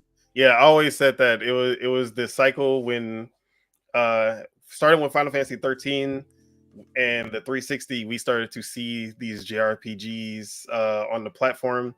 I wouldn't say that they sold like really good, but there was an audience there on the 360 who wanted those games. And then when it came to the Xbox One, we got the Final Fantasy 15. It broke over 1 million on Xbox, which even like for the Xbox One, I still think that is a pretty good attach rate for that game. But then after that, we got nothing from Square Enix. Look at the slander. Look at the slander. I did not even see this. When everybody plays, Xbox gets skipped. So PlayStation started to money hat these Square Enix games. They had Atlas, they had RGG, the Yakuza games, all of these Japanese games, the biggest Japanese games at the time, were only on PlayStation. And so the Xbox One audience who wanted those games had to go over to the PS4 to get those games. And because they went over to the PS4 to get those games, when other JRPGs would launch on the Xbox One, they weren't there anymore. They were like, oh, now these games don't sell, so we'll stop putting our games over there also. And it was a perpetual cycle of smart move, right? Smart move from Nintendo, from PlayStation. PlayStation, I'll definitely give it, when it comes to taking down competition, when it comes to we saw the PS1, PS2 era of PlayStation. They were monsters when it came to competition. They wanted to be the only one in the room at all times, and they will do anything to do that. I don't disagree. So let's add, and you've already added a few other nuggets as far as the missing. Let's add Black Myth Wukong into the mix, right? That was also recently, and this one has a sore spot for a lot of people, because like as far back as you saw this thing, it was marketed to coming to everything. You saw logos, and you can pull them up right now. You saw logos from all avenues, from all various platforms, all being represented in their marketing until just recently.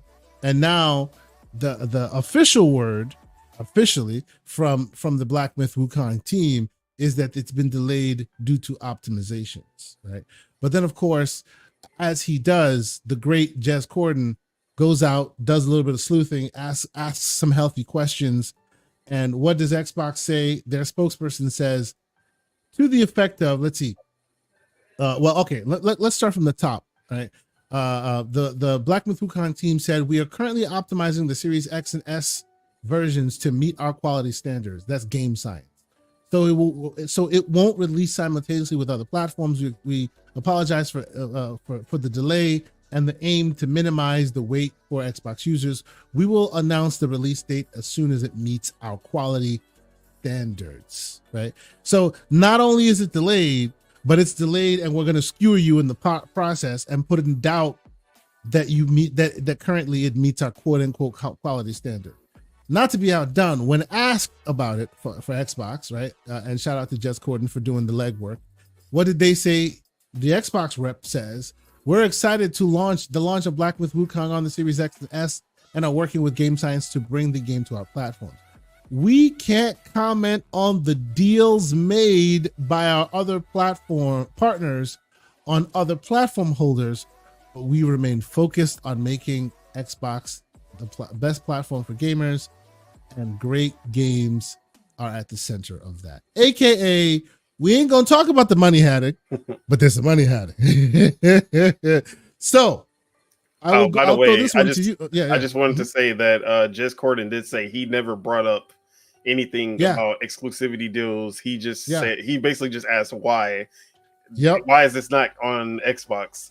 And they so it looks like it looks like the Xbox rep just kind of went, give me a moment, took a grenade out of his pocket, and then gave it to Jess Corden. That's literally looks like what happened here, because he knew what he was saying when he said it exactly this way.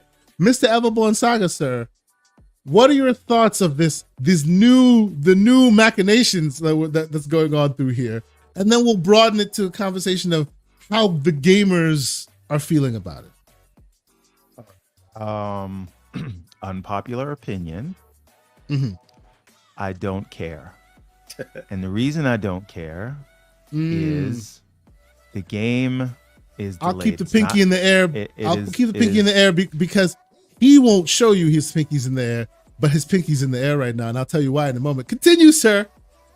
I mean, I will be playing the game on the 4090. That is part of the reason that I don't care. However, I will say, I really, it rubs me the wrong way that as a community, we can pretend to be upset at Sony for a money hat. When at the same time we don't, and I'm saying me specifically, I don't have an issue with consolidation as far as we've seen it. So if you spend money to get a game exclusive, that's just them's the breaks. And so if they were smart enough to see Black Myth Wukong and see the hype around it, the same way they saw the hype with Shift Up's game, Stellar Blade, and they went after it, then good on them. It's good that you bring up Stellar Blade, because I think this is very much Stellar Blade like, and why it rubs people the wrong way is because it was already previously announced and marketed as day one, as they're all coming. It's almost like and Don is talk about he's played what do you call it, what's the car game, the darn it, I'm losing it, the card game that you play, the multiplayer epic card game, car soccer, come on, you know. Rocket League. Rocket League, sorry. Rocket League. Forgive me. It's almost like the ball is in the middle, right? The cars are all on the outside. You have Xbox here, you have PlayStation here. They all saw the marketing. They all just kind of stood their ground and went, are we going to let this one just kind of be multiplat? Maybe we are. Yeah, sure we are. And then everyone did their announcements. Everything was going good. And then out of nowhere, Sony went, mine. And now people are mad. That's not, I don't because like usually, that. I don't like that. Usually, though, I don't like. No, I get that. I know. I'm speaking more from a surrogacy, as a consumer surrogate perspective. Usually, these deals are made before you even see the game. So when the game comes out, hey, this belongs here. Hey, this belongs there. Like you say, them's the breaks. This one looks like it was out for all to see. Everyone was excited at the same time, and then last minute, just like Stellar Blade, swipe. And that's what seems to be upsetting the community. Please, everyone. But I didn't mean to cut you off. What I'm saying is you shouldn't be upset about it. So what? Right? Not after that showcase. Not after all the games you know that you have to play just this year alone. Right? And we don't even know. Like, I get that that's what the rep said. But what the only evidence that we have, hard evidence aside from speculation, is what Shift Up said. I'm sorry, not Shift Up, Game Science said, which is they're still trying to optimize the game. And so in either case, it is not the end of the world that I feel like everybody's making it out to be, just like the Marvel versus Capcom thing is. So what if they are struggling on the Series S? So what? Right? The game will come out. This is not something that is that you're just never gonna get. right? They don't have the rights for it. It's not like Sony is publishing the game. This is a Baldur's Gate 3 situation, not a Stellar Blade situation. So if you got to wait a couple of months extra or whatever it takes, they want your money. They're going to put it out. A lot of people like the game. It's just like we don't have to create this whole thing. And even if we're not creating it, even if it's not in our heads, so what? Are you mad that Xbox is getting Stalker 2 early? A few days after Black Myth Wukong is coming out? I just really feel like the timeline is addicted to negative. It's just this negative feedback. No doubt. Of people No doubt. crying about anything. Give me something to be mad at today. Right? Although I will say, just like my thumbnail suggests, you can't get PlayStation Nintendo people plussed on anything. They're just happy. I'm playing 12 frames per second. This is why my games are amazing. This is why I wanted to ask Don if he's running a Nintendo podcast, because I wanted to know if his Nintendo podcast is focused on hating on Sega all day, because that's how these other podcasts go. But how would it be focused on hating on Sega? Sega's not around to be hating on like that. Yeah, Sega's a partner. They're not We love Sega on our Nintendo Switch. We love that Sega brings their games to our platform. So okay, look, Everborn Saga. While I wholeheartedly agree with you, and you know I do, I think this whole back and forth is ridiculous. I will not push back, but I'll play the devil's advocate a bit and say, if this was Everborn Saga of 2 years ago, I think we'd be hearing a different Everborn Saga, because that'd be an Everborn Saga who was solely console focused. No, honestly, solely on the console. It wouldn't be, and I'll tell you why. Because now you're just like, oh, if this game hits different and it's got to be day one, I know where I'm playing it. It's all good, baby. Yeah, but right? I could always, and listen, a lot of these hardcore people, a lot of the people that are complaining about this are hardcore people Can also have a PlayStation. Sure. So we could they at least have a Switch. The whatever stuff. Yes. All I'm saying is the same thing I said with Baldur's Gate 3. I had Starfield to play. And if Baldur's Gate 3 was coming later, then it was just coming later. It doesn't matter if Sony played it up to release it right next to Starfield. Okay, Doesn't matter. Here's my question. What if it was a Sonic game? Because I feel like all the ones you're pulling at are games you specifically wouldn't be playing anyway, because they're not really in your zeitgeist. What if it was like the best Sonic game? Would you still have that same energy? It'll come, I'll play it later? Or would you be kind of a little... Listen. I'm just trying to understand the community. Listen, I don't care. Right. One of two things happened. It was money-hatted, which we cannot complain about. I don't think we have the right to complain, not after acquisition season, right? Or the Series S is actually the problem. And not the problem, it just means they need more time to develop for it. In either case, I really don't think you have a leg to stand on. All right. I will just say, before I gotta go Understood. Start up the podcast. And I saw that. I'll push back. I'll push back just a little bit on Everborn. Yes. When it comes to the money hatting of games that have already been announced for a platform, I feel like that's a different area than like, oh, the first time you see this game, you only see the PlayStation logo. Okay, cool.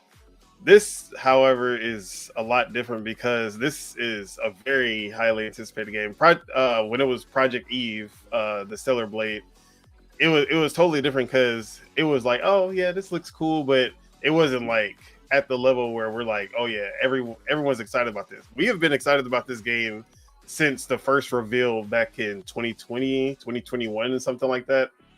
And we've had the announcement of the platforms, and that has basically been one of the most anticipated games on Xbox, on PlayStation since then. So if we're going off of what the Microsoft representative said, if we believe that, yes, this was some kind of deal, it's a smart deal because, one, it basically puts even more emphasis on that Series S kind of being the being a bad decision that Microsoft made and holding back gaming, basically feeding that feeling that has been going around in the community. But also, it doesn't allow game science or PlayStation to take any of the I would say like the flack for it, because you could definitely say, like, if PlayStation was like, yeah, we got the marketing or we got the exclusivity of the game now, game science will probably be taking a lot of flack from Xbox gamers saying, hey, like, why would you even take this deal? We were looking forward to this game, and they probably get like publicly flogged for that. And this is very strategic because no when one all takes else the flack fails, blame except the for Series Xbox. S. Yeah, everyone just blames Xbox, the Series S, whatever it is, and that's the only reason. That's the only one taking the flack, which is what PlayStation actually wants. So Yes. this seems like something PlayStation would definitely do, but I still don't think this should be looked at as like a good thing or something that's on the level of acquisitions, because any game that Xbox already had platforms for never got taken away from PlayStation. So when it comes to say like, oh, really, Xbox could have took away Deathloop and made it Xbox exclusive. They could have took away Ghostwire Tokyo and made it Xbox exclusive. But they did take away Starfield. But we didn't have platforms. We never knew what platform it was coming to. Cut it out. You knew it was going to come to the PlayStation. Stop this. There was rumors that it was going to be Stop the exclusive to platform, but it was rumors. That's all it was. Like, okay, Well, wait a but- minute. but Wait a the minute. public Wait a didn't minute. see it, is the Redfall. point. They said Redfall. They explicitly said they did it with Redfall. They were Yeah, making. Well, the no, PlayStation no, version. no. But again, I will stand on Don's side on this one. Like, even the Redfall. Did you read the article? Then you heard that, right? Starfield. Are you part of the Nintendo? Are you part of the gaming zeitgeist? Then you probably read that from one article or another. But these that we're talking about were officially shown off as trailers with Xbox logos. They were right there for Gen Pop to see, and then they were clawed back in one way, shape, or form, a la Stellar Blade. No, wait a minute. Sorry. That's Sorry. why I'm again trying to play the. I get it. I'm I trying get to it. play Devil's the. You advocate. know. I get it. I'm just trying. I'm trying. Pixel. I am never playing the Sony apologist. I just hold the Xbox community to a higher standard. That's all I'm trying to say. I don't give a good goddamn about PlayStation or their fans. See, and let me be clear here. I love my brother, Mr. Everborn Saga. I stand with him. I just feel like somewhere deep inside, because he's got options now, it's like I've always had. Yeah, that's why I'm like the pinky. No. You didn't think it was an option until you made it. No. But I've always had. This is why the pinky's in the air. Wait a minute. And you've never used it. Has always been never here. used That's it. fine, but so has the PlayStation. So I've always had these options. That has nothing to do. Having the option has nothing. This represents his pinky that is currently in the air, right? Yeah, and I will say that this will be the last thing before I head out. But I was always gonna play either the Marvel vs. Capcom collection. All of that was gonna get bought on PC. So PC is basically my main platform. So yes, this is even not, the Nintendo guy has to pay filthy. It is what it is, ladies and gentlemen. This doesn't actually affect me in any way because I will still be playing these games. But as far as the Xbox platform goes, I want to see it in the best position it can be, and I don't think that these games skipping the platform really puts it in a good position or a good light.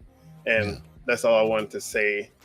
So before you get out of here, Mr. Don Otaku, thank you so much for being here. Let's give him the proper outro. Do him.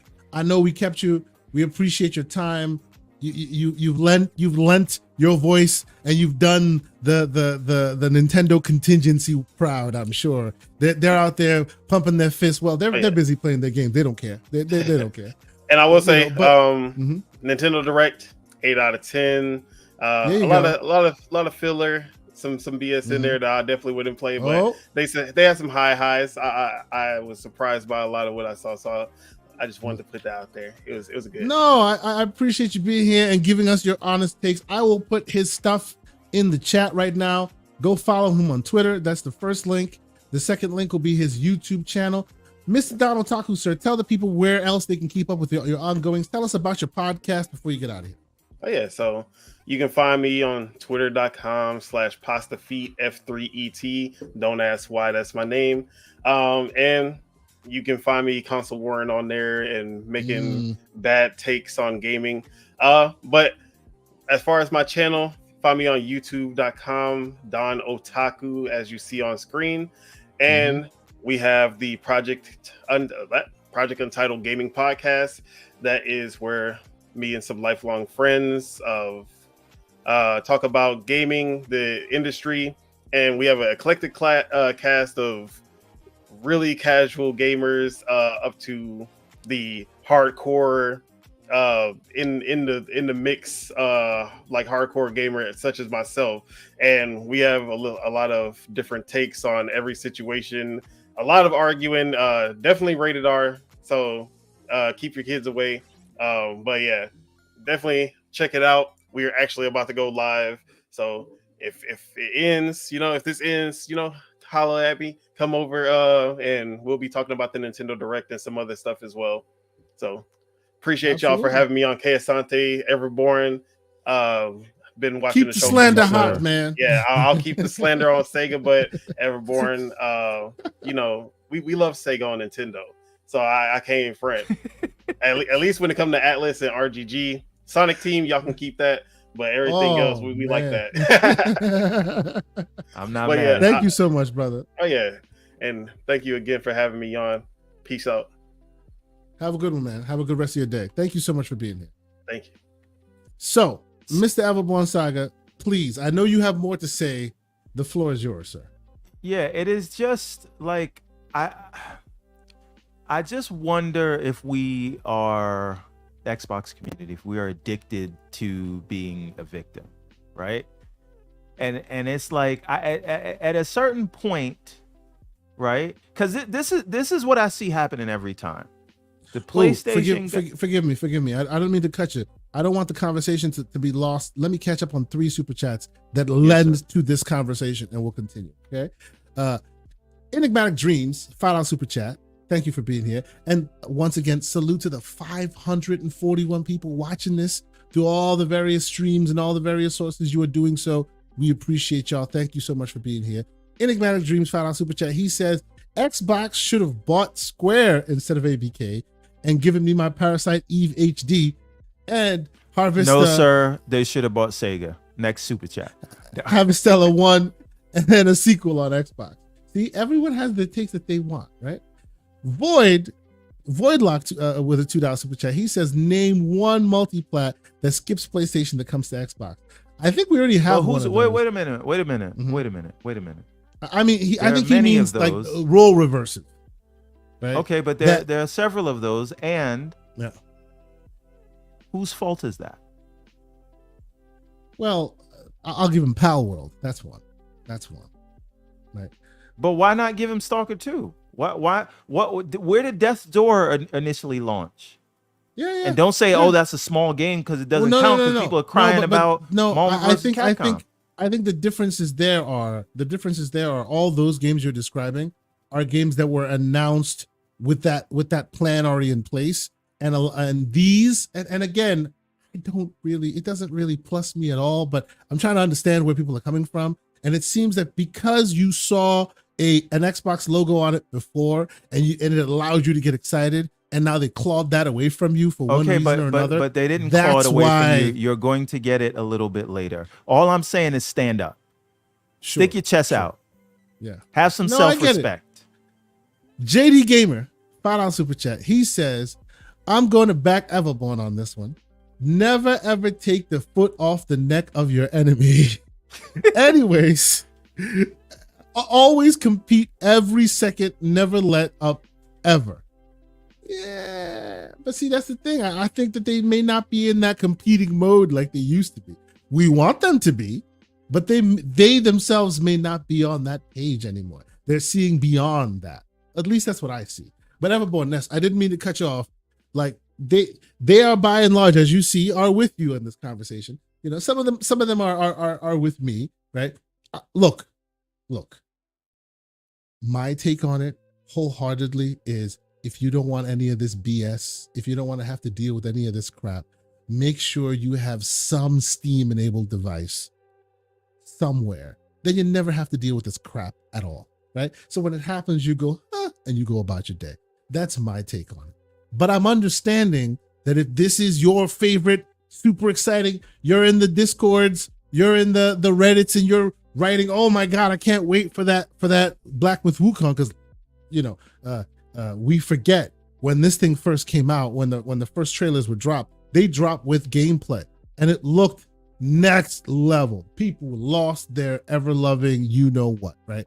It really hit big, and that storm of excitement has carried it through its whole process, and here we are where we are now. So I kind of, in the smallest way, understand that if you now are going to be delayed from playing it, and of course, because of the grenade that has been launched here, right? We don't know for sure, but as it's read, I mean, come on, right? You can say it's lies, but we trust Jez Corden, and Jez, he always says that the stuff that he has confidence in ends up on Windows Central instead of just him talking about it on Twitter. And this is a Windows Central article. So, right, that grenade that's being launched is being launched. Whether it's being launched nefariously, whether it's not true, we can only take it at what is being provided here. And it sounds like there's a deal in the background, and they're using the Series S, my old beloved Series S. They're using that as a scapegoat and making people mad. And so what if they are? This is my whole question. Yeah. So what? What if there's a deal in place? Yeah. Right? Why do you care? We can't say exclusives matter and champion exclusives, and when we get an exclusive like Power World, we rub it in Sony's face, or Stalker 2, we rub it in the pony's face, and then they have something. Listen, you had to wait 3 months for Baldur's Gate, and some of you mother effers didn't even play Baldur's Gate yet, and you was crying about it back then. All I'm saying is, you do not see this in the reverse. You don't see the PlayStation guys crying whenever they don't get a game, or they don't. And yes, it happens less, but the point is you don't see it. And to be fair, you don't see a multi-plat that's already been announced for all platforms then go exclusively to Xbox. I don't think that's happened once yet. Okay, but it's not exclusive. They're telling you are getting the game. The game is delayed. If Baldur's Gate is anything to go by, which they wanted to get out of the way of Starfield, I don't care what they say, and I think they've admitted that by now. That's true. This may not be the case, but the point is, if Baldur's Gate, a similar situation, is anything to go by, you will be waiting months, not years, for this. Yeah. And by the way, I hope my consumer surrogate mode has been sufficient. Like, I can't be really. You don't have to like it, right? And all I'm saying is, even if there's a money hat in place, let's not pretend like money hats are bad. Because I've always thought money hats were bad. Listen. All the people that are trying to make a moral argument about money hats have petitioned Xbox to do more money hats. If we're going to be honest about it, right? Yeah. The Xbox lineup for the next 6. First of all, starting with Hellblade 2. The Xbox lineup for the second half of the year of our Lord 2024 blows the PlayStation lineup out of the water. And they got this one game for a couple of months early, and we making this whole big thing about it. And I'm just saying, at what point do you say, you know what, we got the next 24 months on lock, well fed, right? You're getting Flintlock in July, right? Stalker 2, you're getting a week after this game comes out. And so all I am saying, right? How many times does the Xbox community have to go back into the doom and gloom mode? Right? And if you don't like, and guess what? If you don't like, if you think there's some secret backdoor deal and Game Science is besmirching your beloved Series S at the behest of Sony, then guess what? Don't buy that game. Because they lied to you, if you believe they're lying. Okay. And JD Gamer with another $2 super chat saying, by the way, Port Begging Pony still got no games. Thank you, sir. We need a shirt from you saying no, that they don't. at this point. But you acting like you the one that don't got no games. Not you, but I'm saying the Xbox community. He does say not though JD Gamer. that Halo was the same type of money hat. I don't recall that because they eventually just bought the whole studio. That's a different conversation, right? It's not a keep it off of another platform. They bought the whole studio, and that was actually a money hat from Mac because it was going to the Mac. Right? It wasn't announced for any consoles. It was just going to the Mac. And then Microsoft bought the studio. So Live Supremacy says acquisition isn't the same as a money hat. No, it is not, but it is the same effect. Right? For you as the consumer, it's the same effect. I don't know about that because it's one thing. It's one thing to assume responsibility for that studio, for it now to be part of your studio. What does that have to do with you, the gamer, and your controller? Well, yeah, but if that's the case, then what does the exclusive have to do with you and your controller? That's the same thing. The argument I've been making. If you're getting the game, who gives a crap where else it's going? That's the same argument. Right? Yes, I get that. I get that. Listen, at the end of the day, let's move this conversation forward. I'll move it forward by saying this last thing. This is the last thing I want to say on this. Yes. This is the cycle of what happens every time, right? We're hyped. We see the plan. We see the future. We believe in the vision, right? And then some disingenuous PlayStation fans, whether they're in the media or not, they will come and string a narrative or try to point and make fun of you. And because hook, line, and sinker. Right. We fall for it every time. And then they make fun of us. And then we go get mad at Xbox for it. That does not happen in the reverse. I guess my question to move the conversation forward is, what do we do to stop this from being a narrative moving forward? Because let's be clear. Stop giving it oxygen. This will once again happen. This will happen. People, decisions are made a long time before you actually see them come to fruition. There will be a game after game after game after game that will release on one platform that you like versus another platform that you don't like. It will happen again. It will happen, right? How is it, and this is why I'm talking about gamers in general, how is it that, people were crying grown man tears 5 minutes ago about how E-Day is coming, right? And then, well, not just E-Day, but all the amazing things that they drop. And then 5 minutes later, it's back to, huge L and Xbox is this and that and the third. We know this will happen again, either by the very nature of what we've discussed already, which is that Sony has done a good job in making some genres not viable on Xbox. They've done a good job in that. It's just fact, right? A few of the key titles never showed up there, so it didn't garner an audience. So now, whenever anybody else is looking at that, because they use historical information, the businesses do, to make influences as to where they want to put their stuff, they'll look at the Xbox's stable and go, not too many people play those kind of games anyway, and don't put it there. That is a part of the equation. So this too shall happen again. My question is, how do we stop all of this from being a thing? You don't. Everborn. You don't stop it. All you can do is control yourself, and you don't give it energy. And again, I understand not liking it. Maybe you only game on Xbox. My issue here is that we, in the Xbox community, continue to let other people push our buttons. And we don't stand on business. Not like they do. And Oman Steve-O Play Games says devs need to stop it. Don't blame fans for being upset. Now, the only caveat I'll put in there, Oman Steve-O, is I would say publishers, because I don't think this is a dev situation. It's more about those who control the money. But wait a minute. Yes, I hear your point. Wait a minute. So don't blame the fans for being upset. Fans, you're upset. Okay. And maybe you only game on Xbox, so you actually don't have access. See, and that used to be you, sir. Okay. No, it was never only me, because I've always had a PlayStation, right? So what do I care if something goes there? But there's the principle of these things. All I am saying is, I don't think you have the right to complain about this if you are championing other non-first party exclusives. Right? Like, this is, so if you're championing exclusives at all, you don't have a dog in the fight. I don't think you should.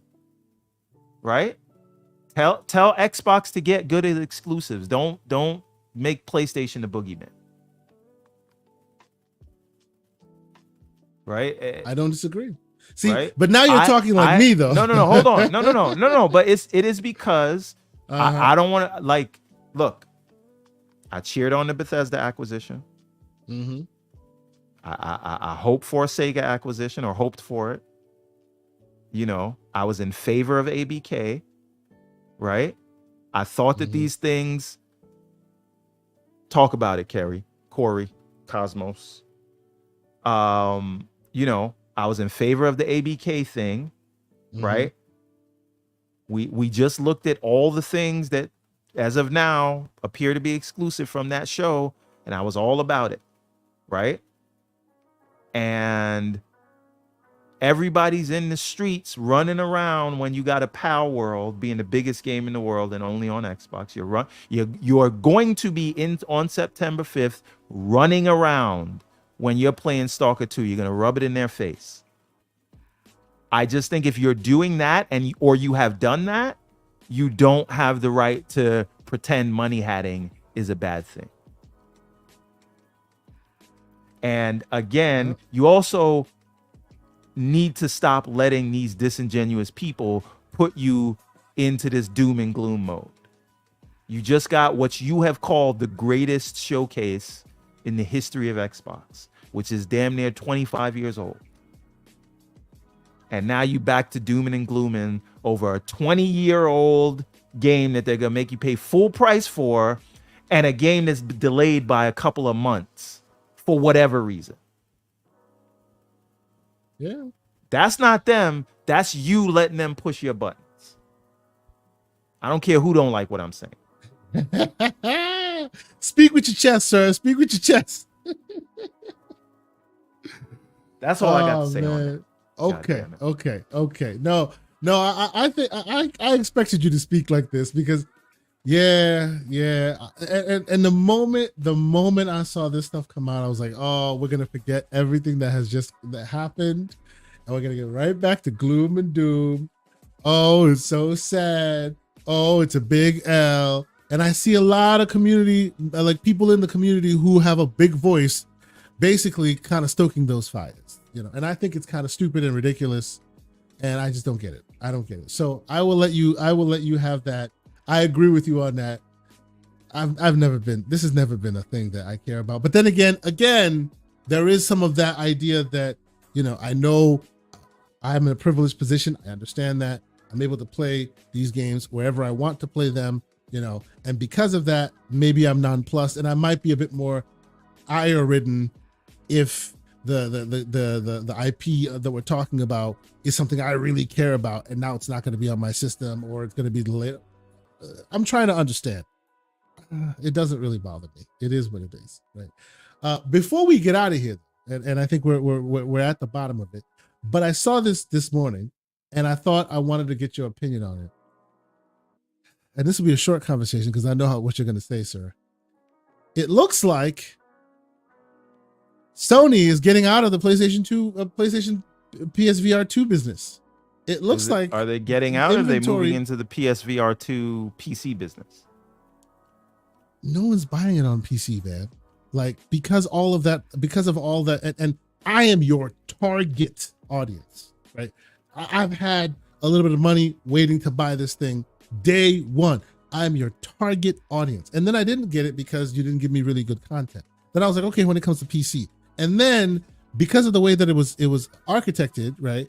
All of its features are literally on the PlayStation. So when you separate it from the PlayStation, now HDR is gone. This is gone. Eye tracking's gone. It just turns into a dumb device that the Quest 2 is already better at. Quest 3 is already better at, right? The stuff that it had over the Quest, it no longer has over the Quest when you play it on PC, because all those features are literally using the PlayStation as the brain to make that happen.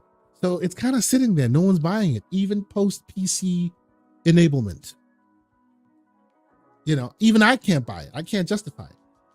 Because if you were giving me all those features, then yeah, I want to try it out. I think it's awesome. Then I'll play it on PC and I'll play it on the PlayStation as well. But to make all of its features that make it great work, you have to use it on PlayStation. The minute you put it on your PC, which is far more performant, it loses like 60% of its capabilities. Kind of makes it null and void from that perspective. You know, it's kind of sad. What do you think, sir? Like I don't foresee this lasting past the holiday season. I don't care category. I suspected. If it's not a cheaper Vision Pro or a Meta Quest, I don't want it. So there you go. So that's the end of that. Then I expected this one to be a short. When I saw that, I was like, oh man, I was so excited for this thing. I really wanted it because if there's any game console maker that should be able to champion this thing, it's PlayStation. They make great hardware, right? They make comfortable, great hardware. If they can't make this work, oh man, I think VR is in trouble. Not in general. It's still, obviously, you have Meta out there doing good work, and you're telling me that the new update is looking good. So I do appreciate that. But yeah, this is unfortunate for me. I wanted them to take the money out of my pocket. That's what I wanted them. It was in there waiting for them. They refused to take the money out of my pocket. And now it looks like it's unfortunately dead. All right, let's catch up on the last super chat and then we will get out of here. And that comes from the great J Mac, $5 super chat. He says, take a page from the PlayStation playbook. They're giving you the blueprint.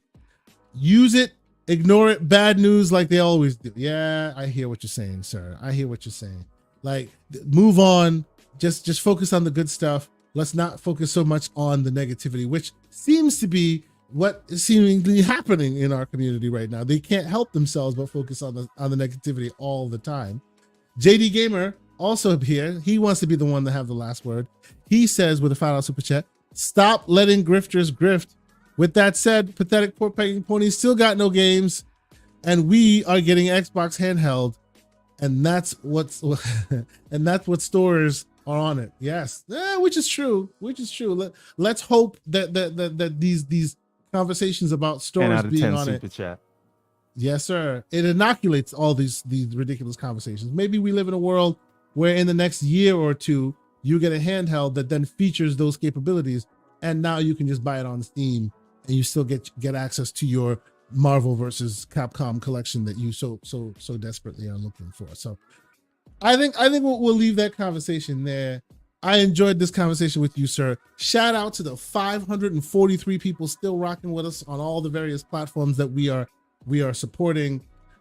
Once again, you can find us on Twitter. You can find us on our YouTube channel. As you for those who are watching elsewhere, please consider becoming a subscriber. Consider becoming a member of this here fine channel. I'm considering dropping more technical content. I'm still working on one that I was working on in the background. I may drop that one soon in our feed so you guys can see. I will be dropping more technical stuff here and there just to kind of fill out some of the content that we've been doing on the channel. Follow us, be a member of our Discord. I put the Discord invite right in the chat right there. Please consider becoming a member of our Discord so we can have a lot more of these conversations. And also, not to be outdone, join us on the gamingcircle.com, which is a new website that we put together, a site that we're hoping to aggregate content and maybe get some more of the written word on there. You know, we want to make sure we spread our wings a bit more and do some more interesting stuff there. And of course, before we go, Soultech, great Soultech, great friend, $2 super chat. He says, hit the like button. Yes, I hope you guys do that. Please hit that like button. Let folks know that we're here. Let folks know that we do this every Saturday morning. Mr. Everborn Saga, sir, I appreciate you having this great conversation with me. Let the people know where they can continue to keep up with your ongoings. When will we be able to play that early access demo, sir? I got a ways to go. There's a lot of stuff to fix, which is why I think you saw me a little more animated today about the Marvel vs. Capcom thing because I am porting a game right now, and I know I can watch the fact that certain tools won't work, and these things are realities when you're using a framework and trying to port it to a new platform that it wasn't designed for, and so some things aren't going to work, and if the technical debt is too high, it may just not be worth it to do that thing. And I'm literally dealing with that right now, right? We talked about it at the beginning of the show, right? Absolutely. I developed the game in XNA, and Monogame is an open source version of that, but there are still things that don't work, and I have to figure it out, and I have to choose what platforms I'm going to put it on. So I get it, and it's just not this big conspiracy or not something. It just is what it is. And this is not to defend Xbox or to apologize for Sony. Some things just are what they are, and they're not like, okay, you're not gonna die. But anyway, you can find me working on that, and most importantly, in October, you can find me at New York Comic Con at booth 2039. Thank you so much for being here, man. It's always great doing these things with you. It always kind of gets the gaming weekend started off right. I'm gonna go dig through some more of the Next Fest stuff if some of those exist. Might play some games, enjoy my weekend. And I appreciate all you fine folks that have been here enjoying the conversation with us. Please hit us in the DMs. My DMs are always open. For some reason, my DM had been after I think Elon did something. My DMs had closed up, so people weren't able to reach out to me. It is now back to being open. So if you have any tech questions, anything, I know a couple people have been reaching out, asking questions, things like that. Please consider, jump in. Let's have a conversation. You can find me on Discord as well. On Monday night, myself and Mr. John Wolf will be back doing the Gamers Playground, where we will talk more focused about handhelds. He is very, very, very hyped about the ROG LIX. So we're going to talk about that some more. I will be getting my hands on a new handheld. Stand out. I'll be getting my hand on a new handheld soon, so you'll see some more excitement from me on that. But until next week, it's been a great conversation. Shout out to the Don Otaku for being here. He was a great member. Always loved the stuff he puts out. Please consider following him. Check out all his stuff. I'll put all that stuff in the show notes. Until next week, have a good one. Peace. Nice to be in orbit.